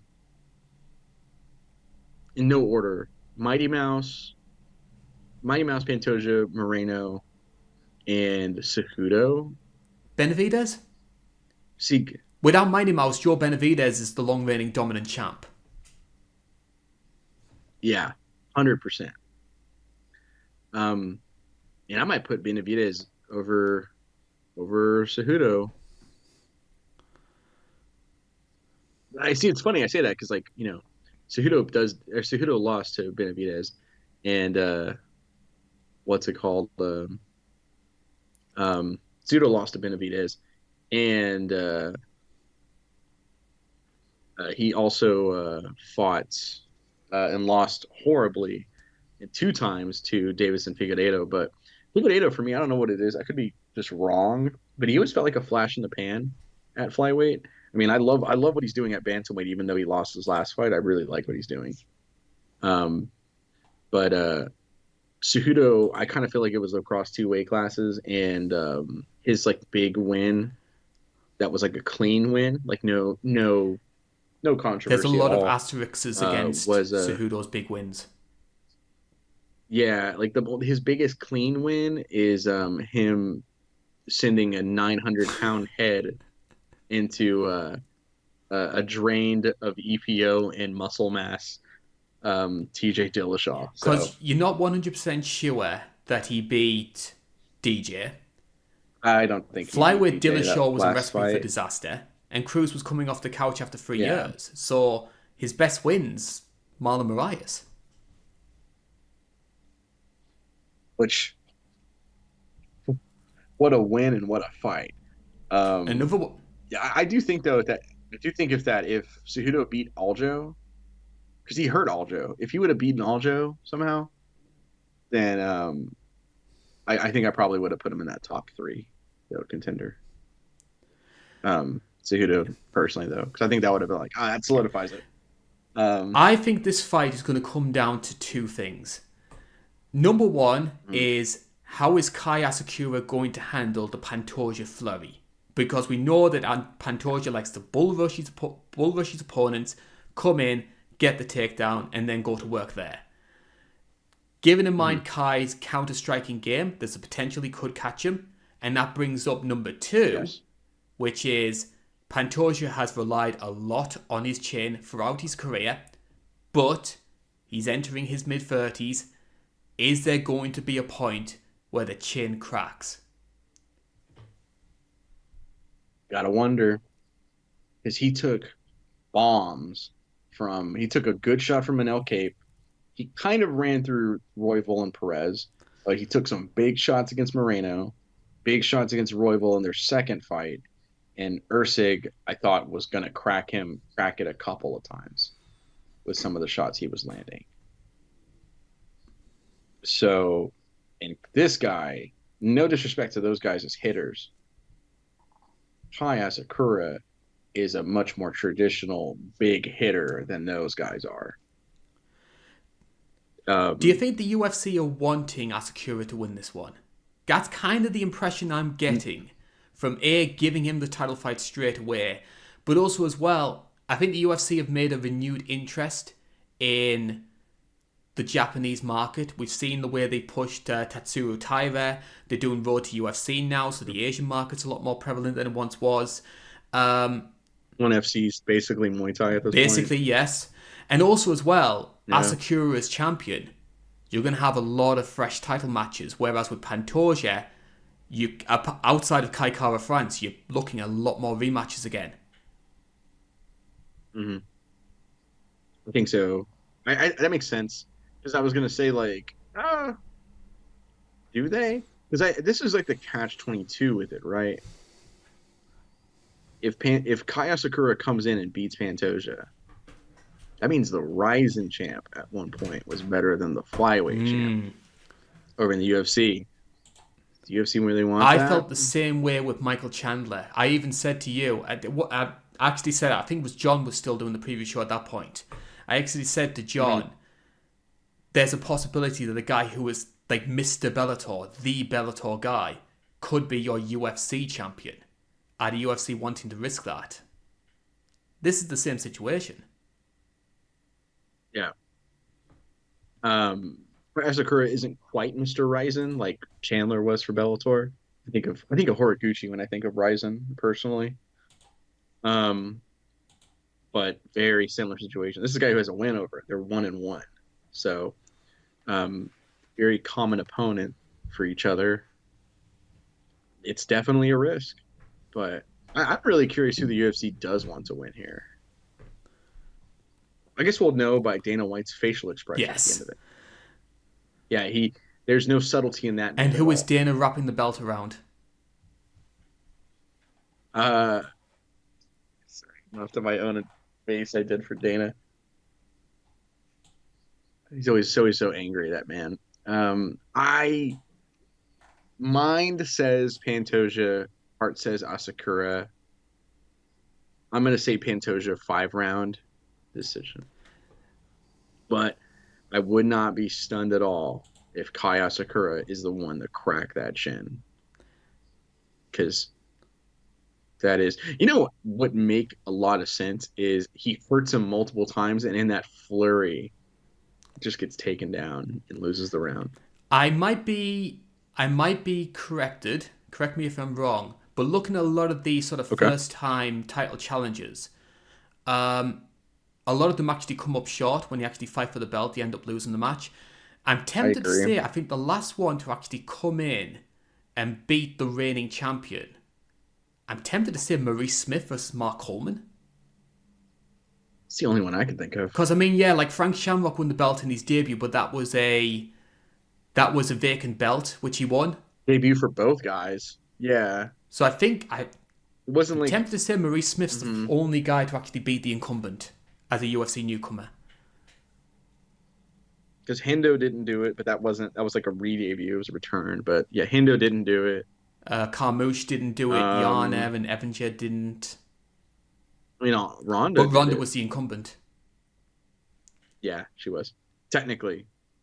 Uh, Technically no, technically yes. So that's a weird one. But as far as I'm concerned, I know some people think, oh, this is a count. It's like I think what they it's did kind of a was title they defense. bought Strikeforce and they just upgraded Ronda's Strikeforce belt into a UFC one. It's kind of like what they did with Cruz and Aldo. Yeah, yeah, exactly. That's kind of how my vibe is.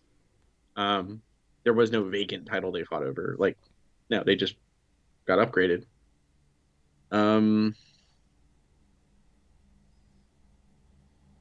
no, not BJ, not Colino. And it gets really hard when you get to sort of like the pre-Zuffa era. Yeah, because that's what I'm at right now. I can't think of anyone that came in debut besides Yeah. Maurice And Smith. speaking of fighters who fought for a title in their UFC debut, you're going to be looking at one in particular when you do your next retro review. So the script is ready. You're hoping to record over the next couple of Yep, days. So we put together a yep. list of fights, a list of events, I should say, which feature as its main event a fighter competing for a title in their UFC debut. So, what were our nominees and what have the public chosen for us to cover? I'm glad we have it. Or I'm glad you brought this up because I pulled it up right here. The benefits of having multiple Ah, screens. I have, I can everything ready to go. So I have it here. I just dragged it over a second ago. I have we have UFC 14. Mark Coleman was unbeatable essentially in 1997. Everyone thought he was unbeatable.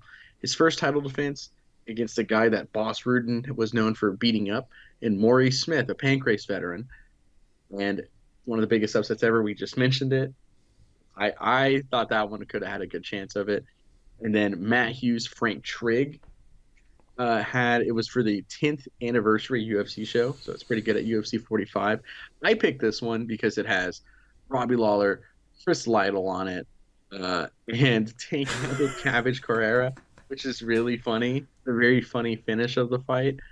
157, which is the first women's fight ever rated in the yes, UFC. first ever in the Is it? UFC.